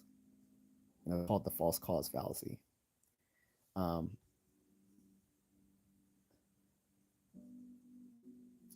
this is a false cause fallacy that doesn't depend on time order as does the post hoc fallacy. So those two variants of the false cause fallacy, but on any other chance correlation of the supposed cause being in the presence of the supposed effect. So here's an example, because I know you guys are crossing your eyes. Loud musicians live near our low yield cornfields, so loud musicians must be causing the low yield.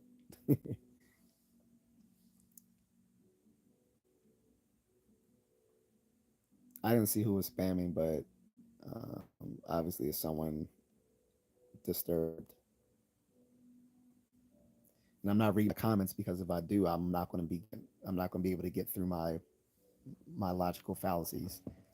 Again, this is the second part of this. I tried to do it Thursday and I couldn't get through it because I took too much time responding to comments. I'm not doing it today.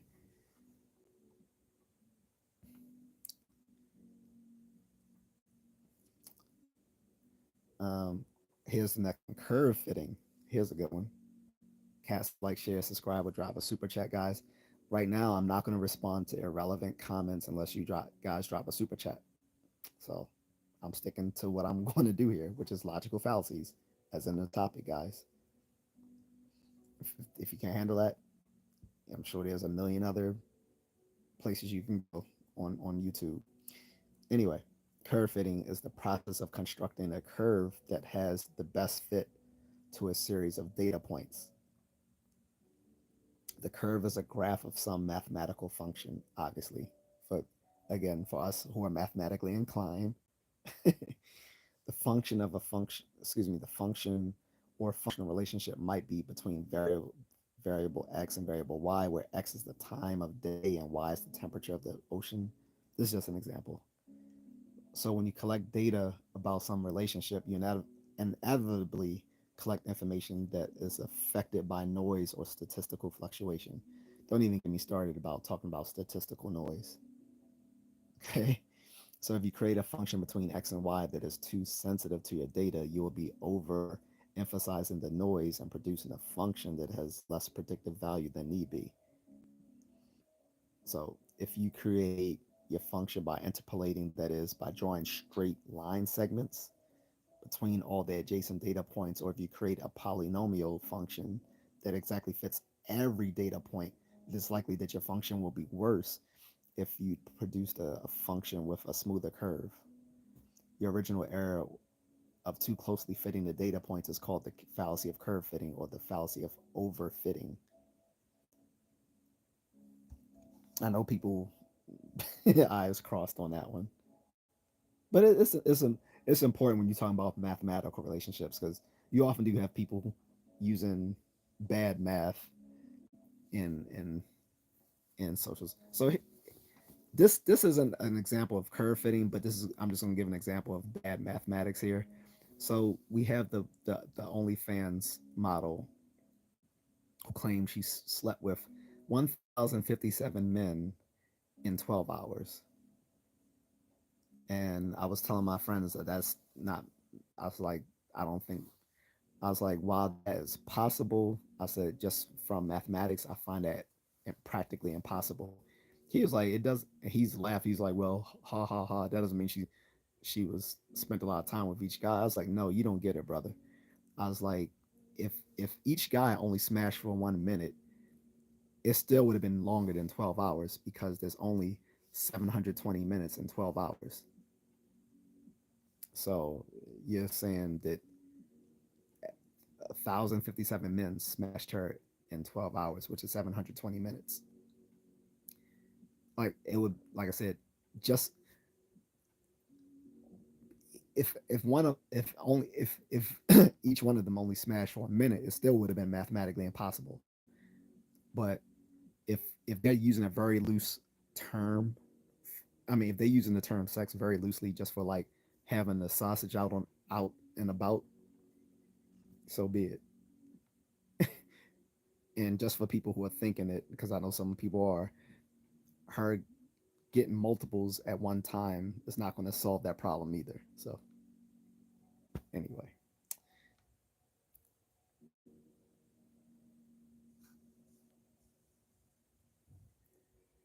720 minutes sounds like a lot of time. It is a lot of time, but we're talking about 1,057 men. Her claim is that the video shows that she slept with 1,057 men in 12 hours.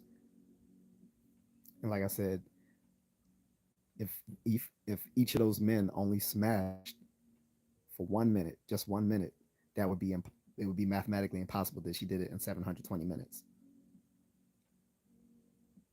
And that's what she's claiming. And now her British friend turned enemy is saying she wants to smash 1,000 men in 12 hours. And, and then she received a threat from our president saying if she attempts to do so on U.S. soil, she will be deported. So anyway, getting back to the, getting back to the logical fallacies, but this is why math is important. Um, Defineness. The defineness fallacy occurs when someone unfairly defines a term so that a controversial position is made easier to defend. Um, this is uh, this is the same as the persuasive definition. So here's a good one.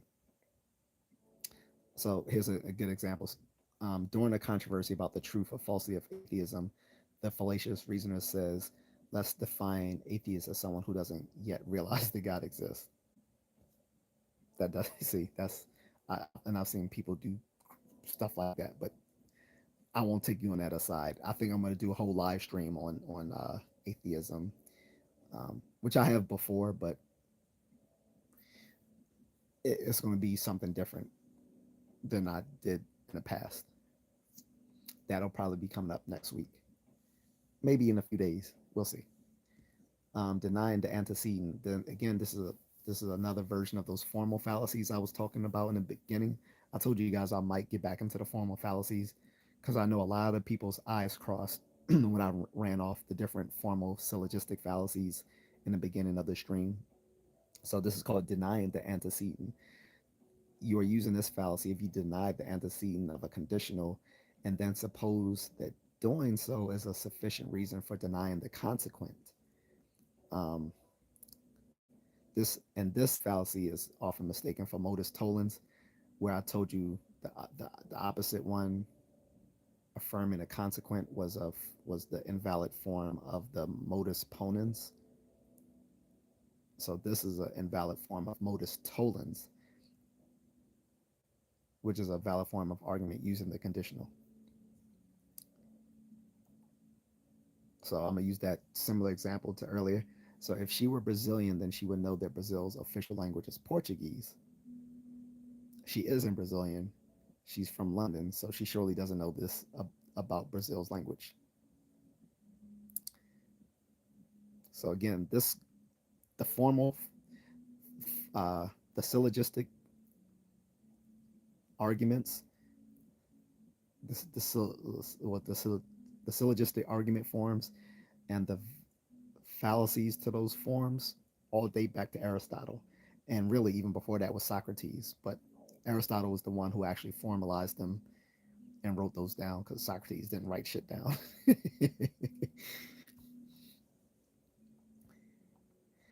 Here's another good one for you pseudoscience people: disregarding known science. This fallacy is committed when a person makes a claim that knowingly or unknowingly disregards well known science that weighs against the claim. They should know better. So, this fallacy is known as a form of the fallacy of suppressed evidence.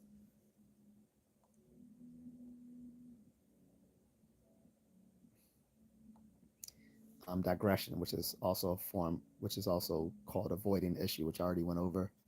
Distraction, which I just went over, which is also called the smoke screen. Division. So division is the opposite of the composition fallacy. So the division fallacy is merely because a group as a whole has a characteristic, it often doesn't follow that individuals in that group have that characteristic. If you suppose that it does follow when it doesn't, your reasoning contains the fallacy of division. It is the converse of the composition fallacy. Remember, I've made this point before when I talked about things like race and intelligence. Just because a certain race may be of a higher average IQ doesn't mean every individual in that group has high IQ.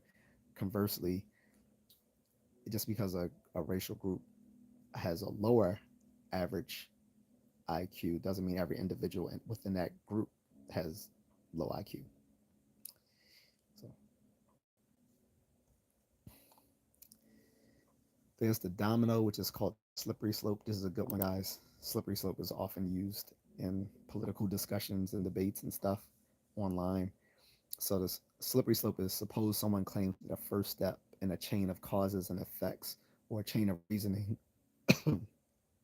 will probably lead to a second step. That in turn will probably lead to another step, and so on until that final step ends in trouble. If the likelihood of the trouble occurring is exaggerated, the slippery slope fallacy is present.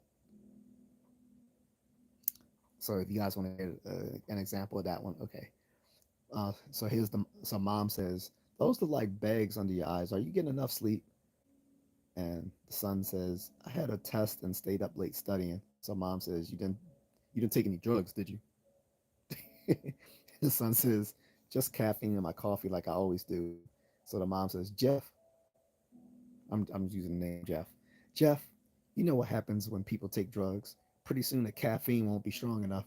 Then you'll be taking something stronger, maybe someone's diet pills, then something even stronger. Eventually you'll be doing cocaine. And then you'll be a crack addict. So don't drink that coffee. We might end up like Jesse from Saving the Bell. So you stop. I'm so excited. If you never saw Saved by the Bell, don't you won't get the joke. Anyway.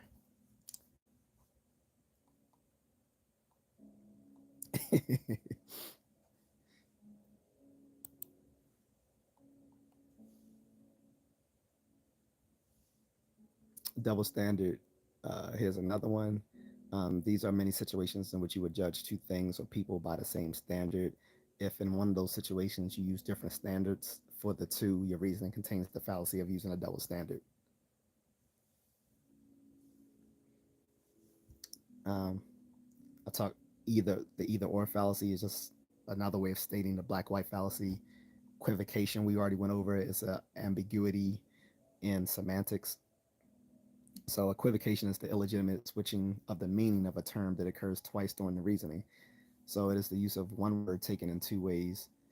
And this is a fallacy that is a type of ambiguity fallacy, right? I said it was three types of ambiguity fallacies, probably more than that, but for the ones mentioned, I was like, there's the accent fallacy, which is the ambiguity on emphasizing a word. There's the equivocation, which is based on the semantics, and the third one, which is based on syntax. So, so let me give an example. So Brad is a nobody, but since nobody is perfect, Brad must be perfect too. The term nobody changes its meaning without warning in the passage. Equivocation can sometimes be very difficult to detect, as in the argument from Walter Burley's. If I call you a swine, then I call you an animal.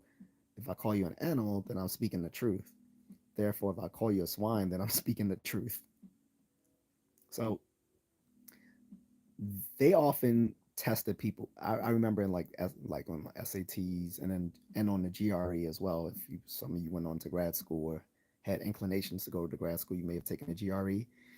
Um, in the reading comprehension sections, they often tested people on their ability to detect equivocation, which is very important. I'm guessing they probably do that on the LSATs as well. I've never taken the LSATs, but I was tempted to do so because typically people with a philosophy degree do really well on the LSATs, which is a reason why many pre-law students will often major in philosophy just so they can do really well on the LSATs. Because for if you're going to law school as a pre-law student, you can pretty much take any major you want.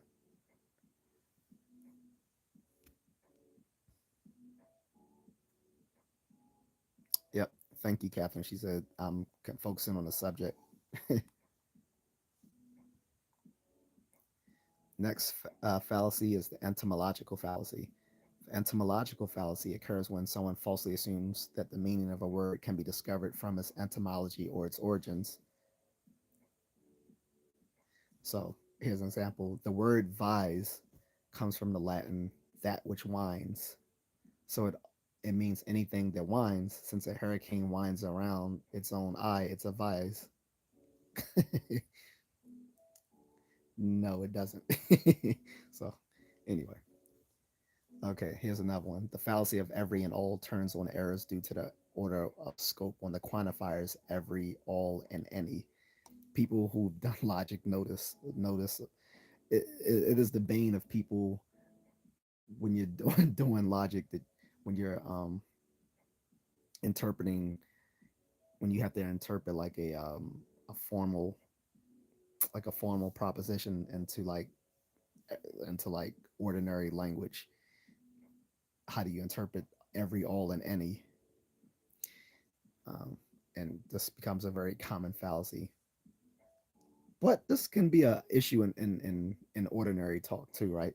So, for example, every action of ours has some final end. So there's some common final end to all our actions.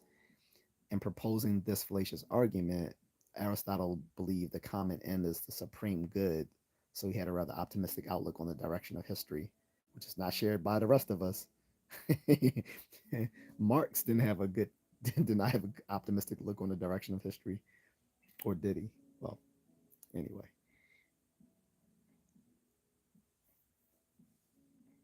appreciate it, amazing Amanda. Our names are quite similar, by the way. Just take the A off the N. And thanks, Kat, for responding to her. I feel free to actually look at some of my other stuff. I am nerdy, but I talk about all sorts of things. Amanda, I talk about things going on in the news, often too much. So thank you, thank you. I appreciate it. I don't think I'm that smart, but I appreciate it. It's just the glasses right now. That's just because it helps me read better, but I'm not that smart. Um, but yeah, I talk about all sorts of nerdy stuff like comic books, superheroes, Star Wars, sci-fi, things going on in the news. I collect my toys. You can check out those. I travel. My wife travels, so you can check out our travel videos and stuff. So appreciate it. Um, Next fallacy is exaggeration. So you're talking about stuff I don't know, so yeah, you know more than me. Well, that's the whole point. Was this this this topic is on logical fallacies, and the reason I'm bringing it up, well, one, I'm calling this late night philosophy. But the reason I'm bringing it up is because so many people make all these mistakes in reasoning anytime they get into debates online, they get into debates with people in real life, or they watch the news and they see these political debates and they don't realize that all these political pundits and these news correspondents are making all these sorts of errors in reasoning. And people like us who are trained in this look at these people saying all this dumb shit and we're like, you guys are really misinforming people. Like sometimes just not simply just knowing the forms of reasoning that people are using or misusing can be enough even when you don't have background knowledge on the very topic, the very subject in which they're discussing. Like you may not know what's going on in the Middle East, right? um, but you can tell when someone's making a fallacious argument. So if you know when people are making a fallacious argument, it sometimes it doesn't even matter what the background subject is, whether they're talking about the Middle East, whether they're talking about health and nutrition. If you know someone's making a bad argument, that's enough in itself. Sometimes we should all, we should still have background knowledge in those things too, but sometimes just knowing the forms of reasoning and errors that they're making can help us make better decisions and arrive at better conclusions. So that's why I'm doing this. And I've had other philosophical topics done in the past too.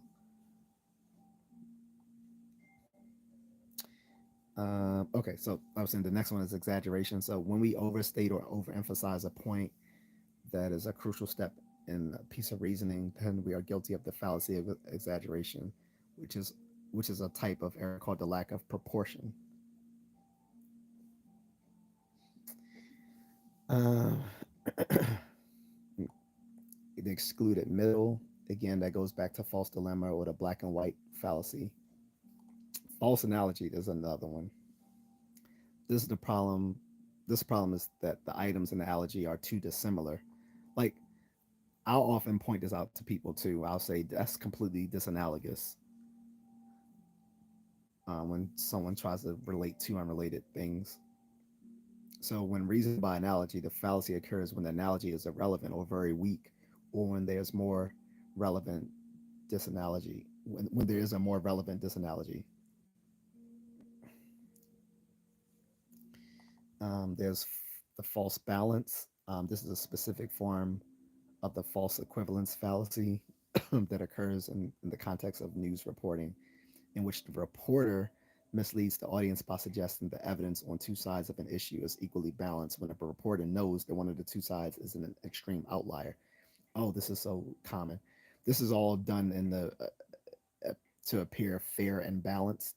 Look, some things are not fair and like sometimes they're the two sides are not equally balanced. If someone's arguing that 2 plus 2 equals 4, another person is arguing that 2 plus 2 is 5. You can't say, well, both of them have a point. No. The one saying 2 plus 2 is 5 is just clearly wrong.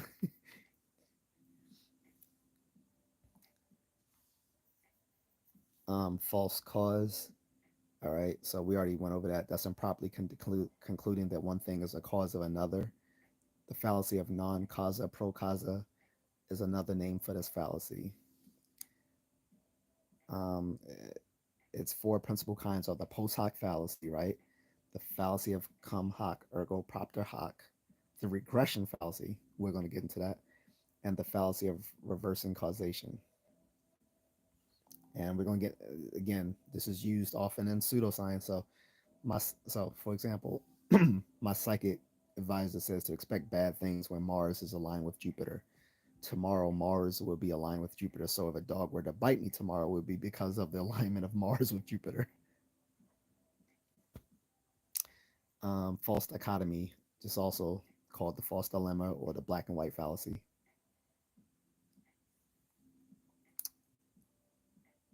And we already went over false dilemma.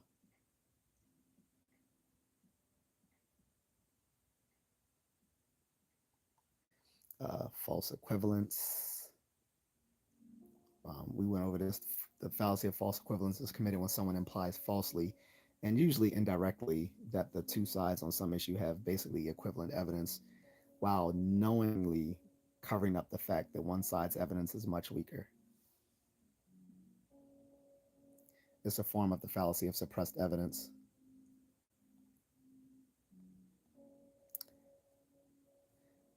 There's the far fetched hypothesis. This is the fallacy of offering a bizarre, far fetched hypothesis as the correct explanation without first ruling out more mundane explanations. Do anyone remember the South Park episode where they had who was OJ Simpson's lawyer? He used the Wookiee defense. He's like, he's using the Wookiee defense. Chewbacca is a Wookiee. Wookiees are from Endor, and if Wookiees are there Endor, then you must have quit. It's funny, and the funny thing is, this became so. That episode of South Park became became so well known to lawyers that now lawyers actually use that joke, the whole Wookiee defense. Like that's a known thing amongst lawyers now. Like that's a really common joke to them, the Wookiee defense. But if that's a far fetched hypothesis if I've ever heard one. But to get back to pseudoscience, here's an example, right? Look at that mutilated cow in the field and see the flattened grass. Aliens must have landed in a flying saucer and savaged the cow to learn how more about beings on our planet. Um, Faulty comparison. This is if you try to point out something by comparison, and if you do so by comparing it with the wrong thing, then your reason uses the fallacy of faulty comparison or the fallacy of questionable questionable analogy.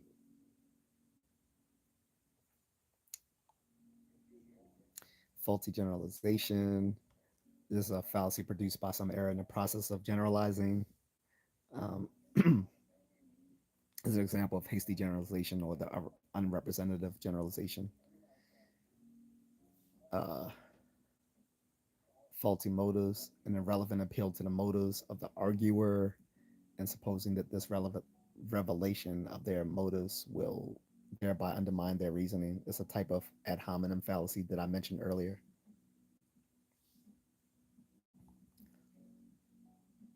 And I mentioned, like I said, all the formal fallacies. Formal fallacies, again, for people whose eyes crossed in the very beginning of this. Formal fallacies are all the cases or kinds of reasoning that fail to be deductively valid. Okay. Formal fallacies are also called logical fallacies or invalidities.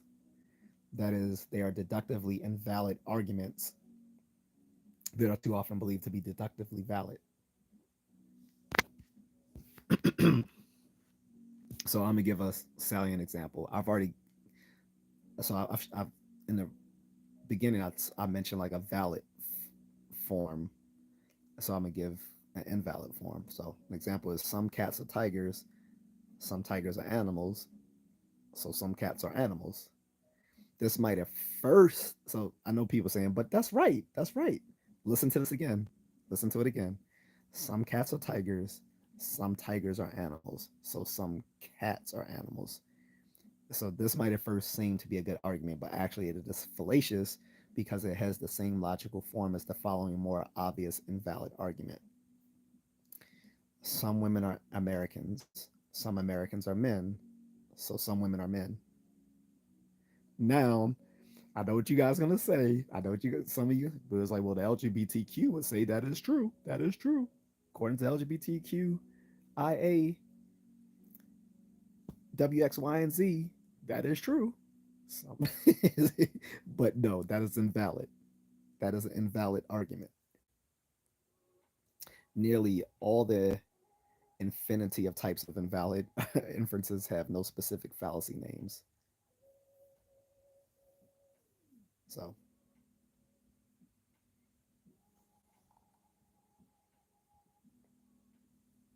the fallacy of four terms, I mentioned this earlier.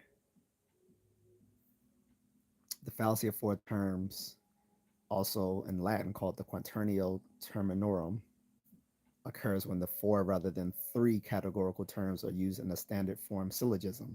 We're not going to get away from the syllogisms, guys. Aristotle made it, so let me stop. But here's an example: all rivers have banks, all banks have vaults, so all rivers have vaults.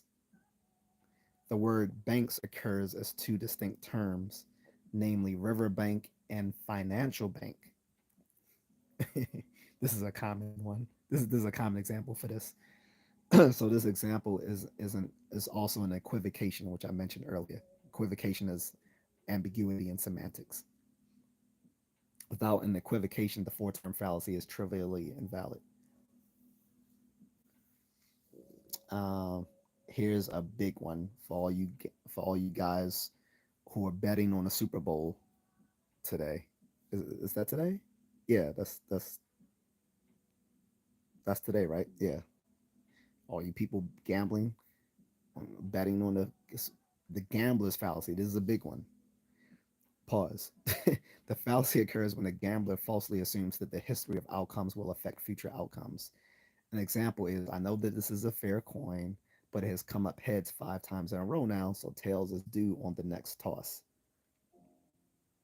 The fallacious move was to conclude that the probability of the next toss coming up tails must be more than in half. The assumption that it's a fair coin is important because if the coin comes up heads 5 times in a row, one would otherwise become suspicious that it's not a fair coin and therefore properly conclude that the proper that the probability is high that heads is more likely on the next toss. Got it? And there's other versions of the genetic fallacy, but that's good, guys. I gotta get some water.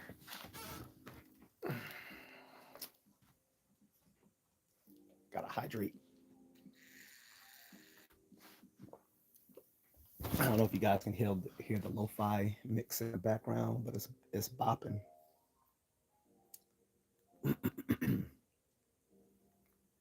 Chill lo-fi mix. Anyway, next one is the genetic fallacy. So I already went over this earlier. I'll go back over it again. So a critic uses the genetic fallacy if the critic attempts to discredit or support a claim or an argument because of its origin or genesis, when such an appeal to its origins is irrelevant. So an example is whatever your reasons are for buying that gift, you've got to be ridiculous. You said yourself that you got the idea for buying it from last night's fortune cookie. Cookies can't think. Cookie. Let me say.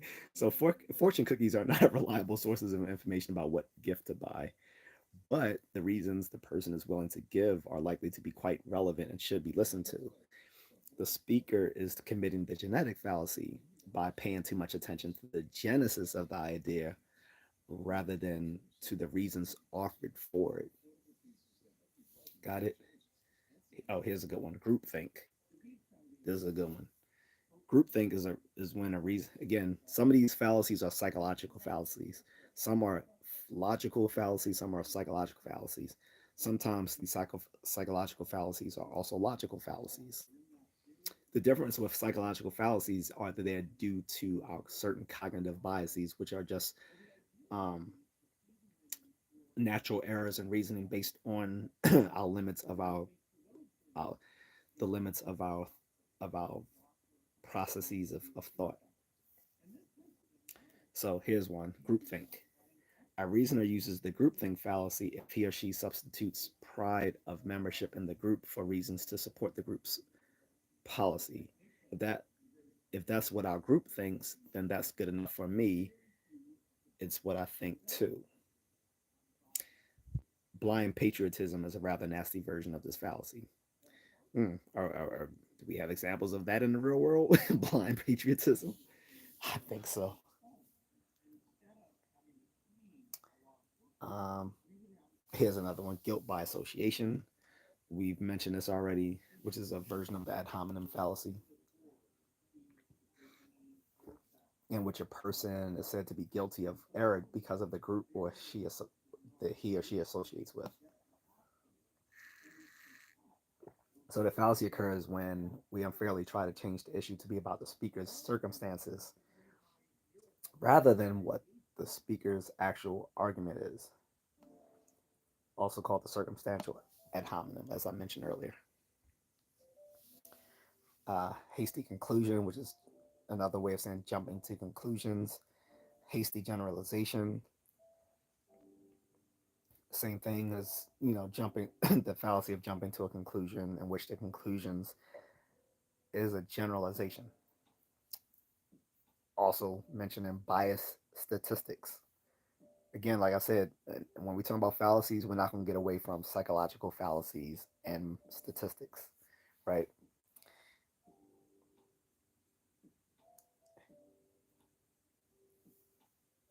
So, in any hasty generalization, the key error is to overestimate the strength of an argument that is based on too small of a sample for the implied confidence level or error margin. In this argument about, so here's an example. So, I've met two people in Nicaragua so far, and they were both nice to me. So, all people I will meet in Nicaragua will be nice to me. Wish it was the case, right? But in this argument about Nicaragua, using the word all in the conclusion implies zero error margin. With zero error margin, you need to sample every single person in Nicaragua, not just two people. The heat fallacy, that's again the version of line drawing we mentioned earlier. Hedging, again, another psychological fallacy. If you're hedging, you refine your claim simply to avoid counter evidence and then act as if your revised claim is the same as the original. I hate when people do that. Kat says, like, share, subscribe, or drop a super chat, guys.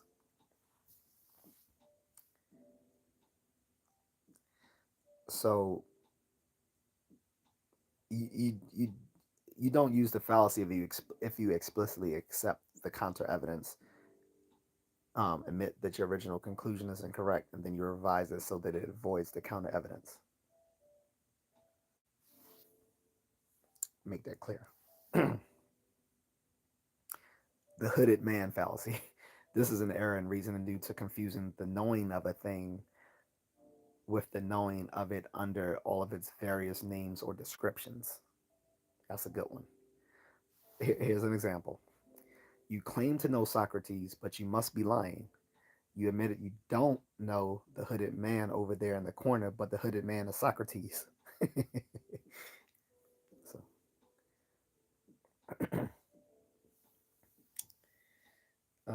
hyperbolic discounting.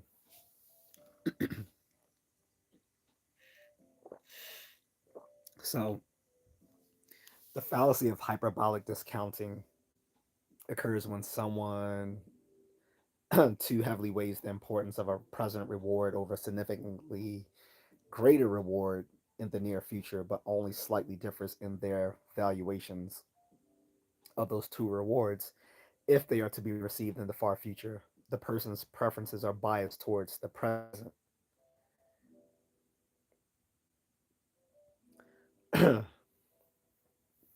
So here's an example. When we ask to decide between receiving an award of $50 now or $60 tomorrow, the person chooses the $50. However, when asked to decide between receiving the $50 in 2 years or $60 in 2 years and one day, the person chooses the $60.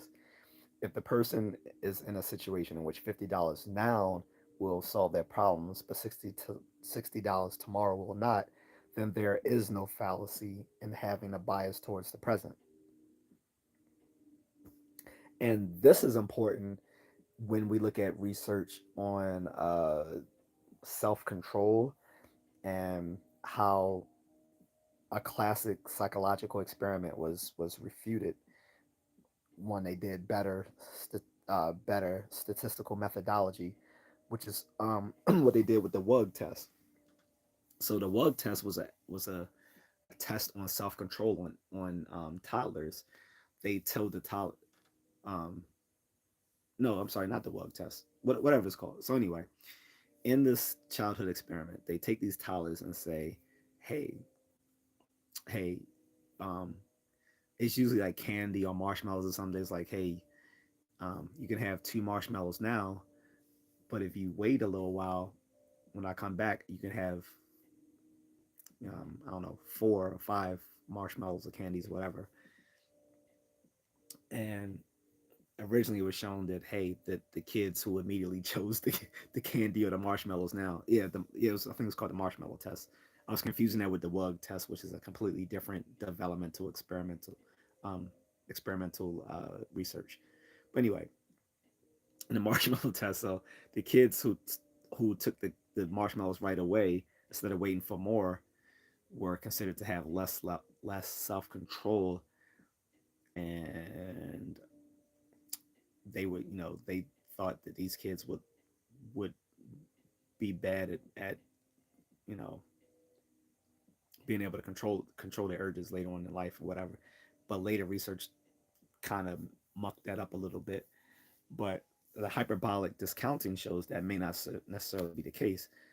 Say, I don't know, you have a certain itch right now, you have to have that little fix. Then maybe the two marshmallows will do the trick. Whereas the people who waited an hour later, the kids who waited an hour later for double the amount of treats, um, they didn't have that particular urge or itch, so they could discount it anyway. Just something to think about.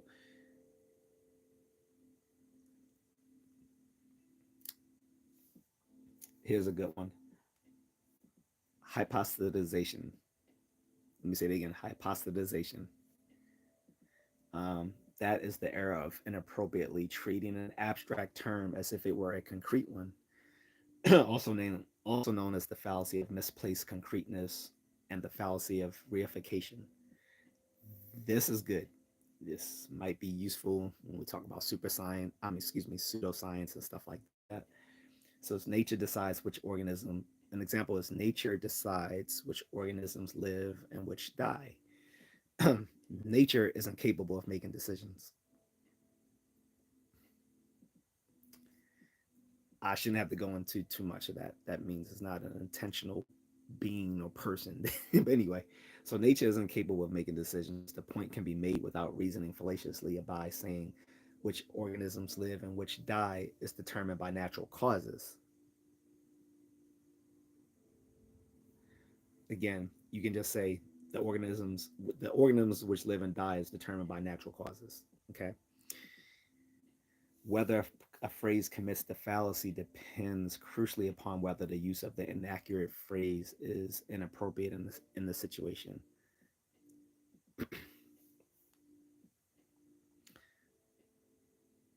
So I'm going on to the next ones. I'm about to end this, guys, because I'm getting tired. If you can see, my voice is starting to go.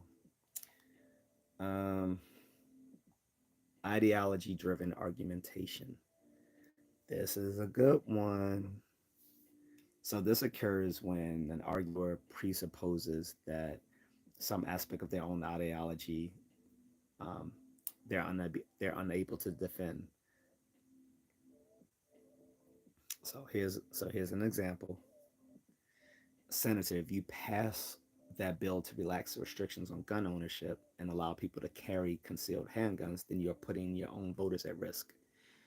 The arguer is presupposing a liberal ideology, which implies that permitting private citizens to carry concealed handguns increases crime and decreases safety. If the arguer is unable to defend this presumption, then the fallacy is committed regardless of whether the presumption is defensible.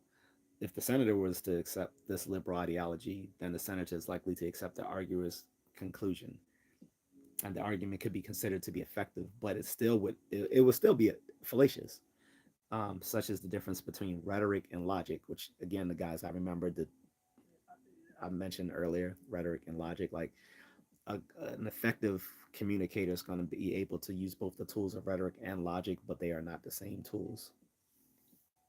Rhetoric, rhetoric, the tools of rhetoric use appeals to emotion and stuff like that, where um,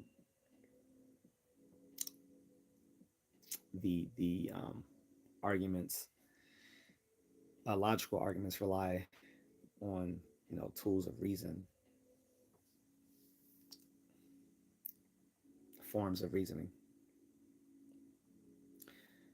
Um, I think I've already mentioned the irrelevant conclusions, also called missing the point, red herrings. The Latin term for that be ignoratio uh, elenchi. I think that's my Latin is not very good, so I'm sorry if I mispronounced some of these Latin terms. I did take Latin in ninth grade actually, but yeah, I only took Latin one. I didn't get to go one to Latin two or three.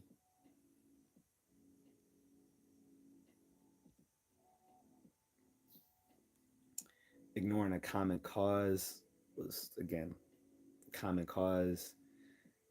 Went over that earlier. Ignoring inconvenient evidence. Went over that with suppressed evidence. Or we're gonna go over that if I get time to. I'm getting tired. Incomplete evidence against suppressed evidence.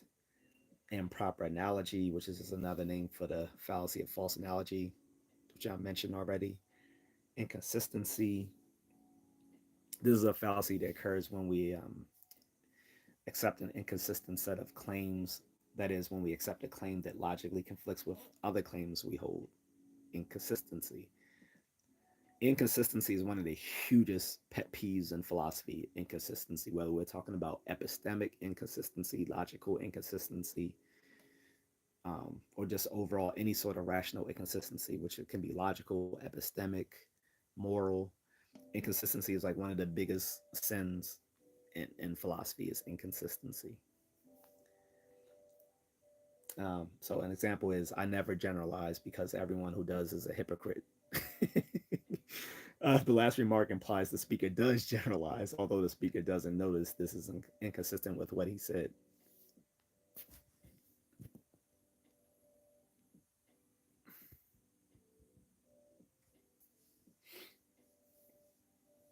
Inductive conversion.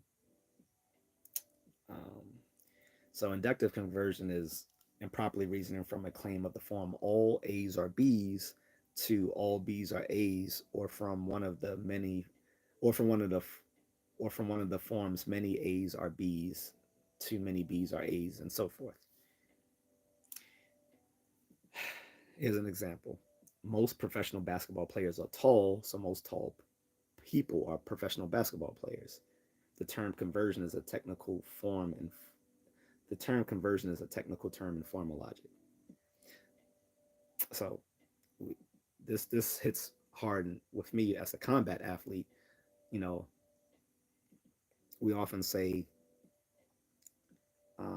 not all runners are boxers, but all boxers are runners or kickboxers in my case. Um, that is that isn't that isn't an inductive conversion fallacy. That is that is that actually would be valid because we're saying again, um, not all runners are boxers, but all boxers are runners because all boxers or all kickboxers and all Nakamoi or that's Thai boxers, we all have to run as part of our training as fighters. But obviously, but obviously, all runners aren't fighters. So um, here's another one going back to statistics because we can't get away from that. Insufficient statistics. And again, statistics aren't just bean counters. I think people don't realize there's two different types of statistics: descriptive statistics and inferential statistics. Whereas descriptive statistics just gives us an accounting of things, or the bean counters.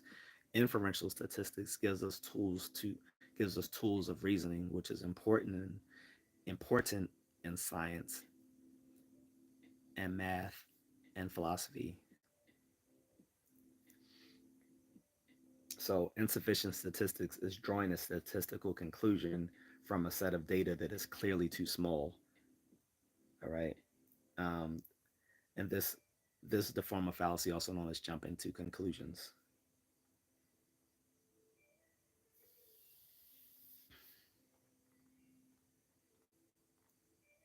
See how many I want to go over before. The thing is, there's so many logical fallacies. I can't get over. I can't do them all in one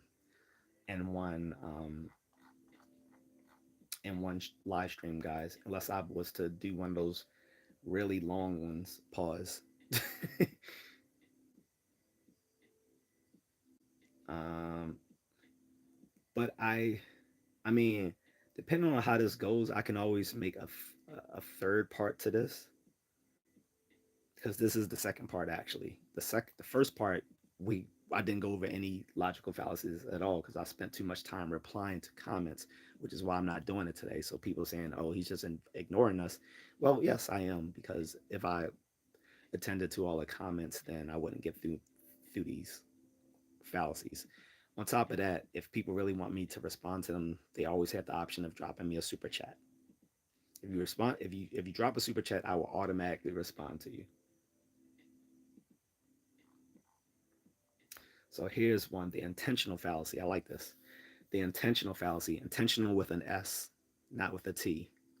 Intentional is this is the mistake of treating different descriptions or names of the same object as equivalent, even in those contexts in which the differences between them matter.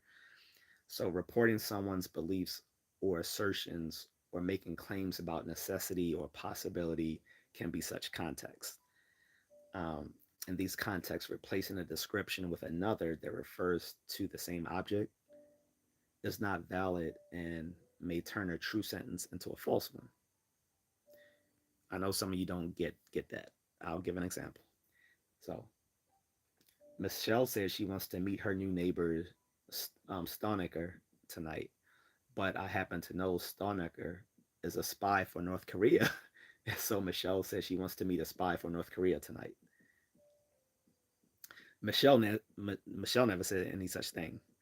The faulty reasoner illegitimately assumed that what is true of a person under one description will remain true when said of that person under a second description, even in this context of indirect quotation.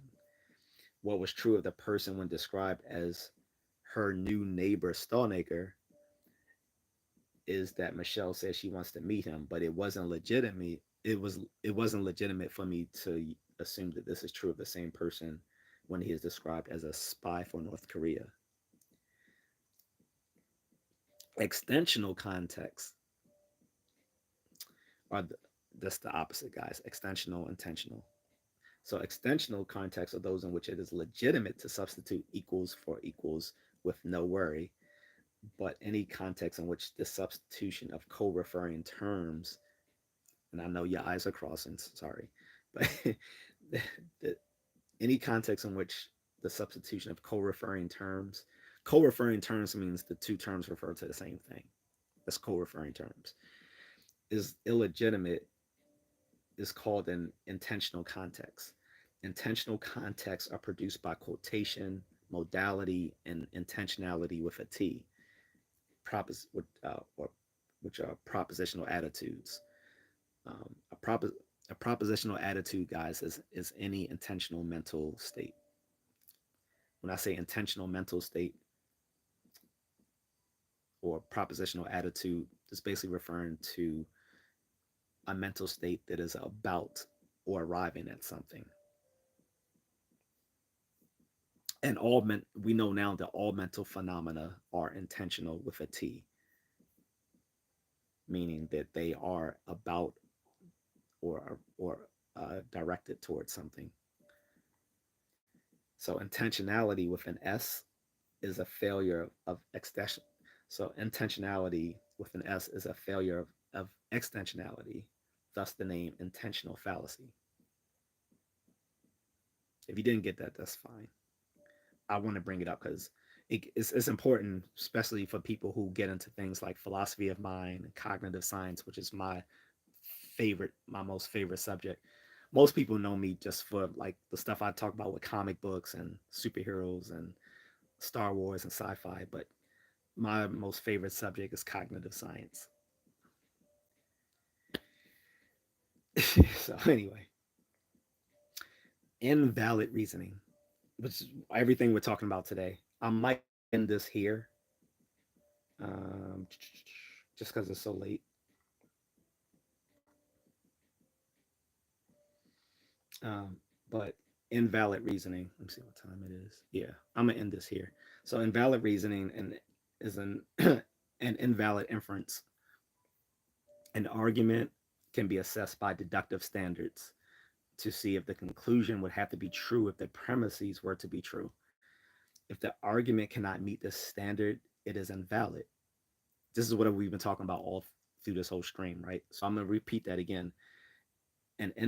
Invalid reasoning is an invalid inference. An argument can be assessed by deductive standards to see if the conclusion would have to be true if the premises were to be true. If the argument cannot meet the standard, it is invalid.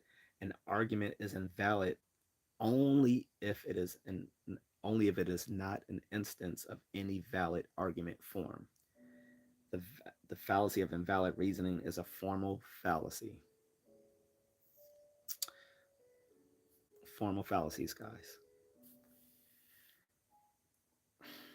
Remember, I said that arguments can be arguments or inferences can be valid simply through their syntactic forms. This is what I'm talking about here. So here's an example. If it's raining, then there are clouds in the sky. It's not raining, therefore there are no clouds in the sky. This invalid argument is an instance of denying the antecedent, which I mentioned earlier. Any invalid inference that is also inductively very weak is a non sequitur. I should probably go over that before we go.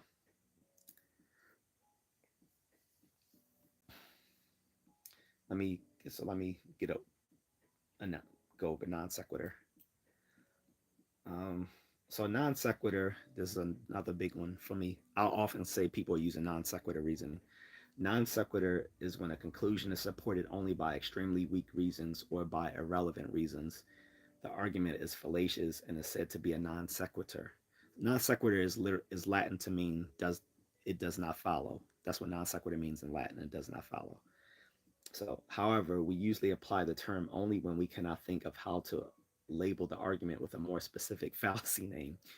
Any deductively invalid inference is a non sequitur if it is also very weak when assessed by inductive standards. So here's the example. Nuclear disarmament is a risk, but everything in life involves a risk. Every time you drive in a car, you are taking a risk. If you're willing to drive in a car, you should be willing to have disarmament. What? What? What? What? The following is not the. Uh, now here's this following is not an example of a non sequitur. If she committed the murder, then there'd be his blood stains on her hands. His blood stains are on her hands, so she committed the murder. This deductively invalid argument uses the fallacy of affirming the consequent. but it isn't a non sequitur because it has significant inductive strength. So this is the difference between inductive inferences and deductive inferences. Just because something is a deductively invalid argument, it can still be a good inductive argument. I mean, sorry, just because something is a deductively invalid inference, it can still be a strong inductive inference. So when we talk about inductive or any sort of informal sort of reasoning, we don't call them valid. We refer to them as being strong or weak. So whereas in deductively valid arguments, so with deductive arguments or inferences, we call them valid or invalid, whether they're good or bad, respectively. In inductive or other sorts of informal reasoning, we call them strong or weak for good or bad. Okay. So I think I'm gonna end this here just because there's still so many to go over, and I I could probably make like an 8 hour stream out of this if I wanted, but I'm just not gonna do that. So anyway, I'm gonna go, guys. If people really want me to continue with this, if you guys want me to finish out some more of these logical fallacies, leave it in my comment section. Okay, say hey, keep name off some more informal fallacies, or you can say, nah, we're good, we're good. You don't need to do any more. Let me know either way. For people watching this on replay, or you guys currently in the chat room right now, because I'm gonna go. You can leave it in my comment section. Say, hey, that was good. Can you give us some more um, types of informal fallacies, or any sort of the logical fallacies? Can you name off more logical fallacies, psychological fallacies? And I'll do so. Or if you say, hey, we're good, we don't need any more, that was really dry, or I didn't understand a lot of that stuff, then I'll leave it alone. Then I'll just move on to the next thing, because I have another good one coming up related to atheism, but I'm not gonna go over it yet. So um, you guys can let me know. All right, but I'm gonna end this here. Thanks, Kat, for holding me down with the trolls and stuff like that. I appreciate it. It's my lady from down under, guys. So thanks, Kat. And I'm gonna end this here. I think it's a good place to leave off so I can get some sleep. All right, everyone else, take care. And again, let me know in the comment section if you want me to keep doing these or move on to another subject. And if you want to support me, you can support me through memberships to this channel. I do have membership only content that you guys can check out. I'll give recently in my membership only content, I have given clues to where Mrs. Contrarian has been traveling this past week. Um, but I'm not going to reveal where she's gone until she's ready to reveal that information. But I have given clues to where she has been and is going in my members only content, but you'll only see it there. So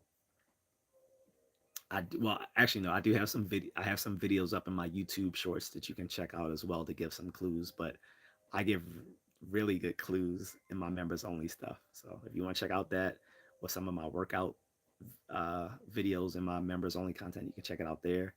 Another way to support me is through super thanks. You can drop a super thanks to support me, or you can go to the links in my description and buy me a coffee, or send me send me a cash app. All those links are in the description. So thank you, guys. Thank you for letting me nerd out, and I am out of here, guys.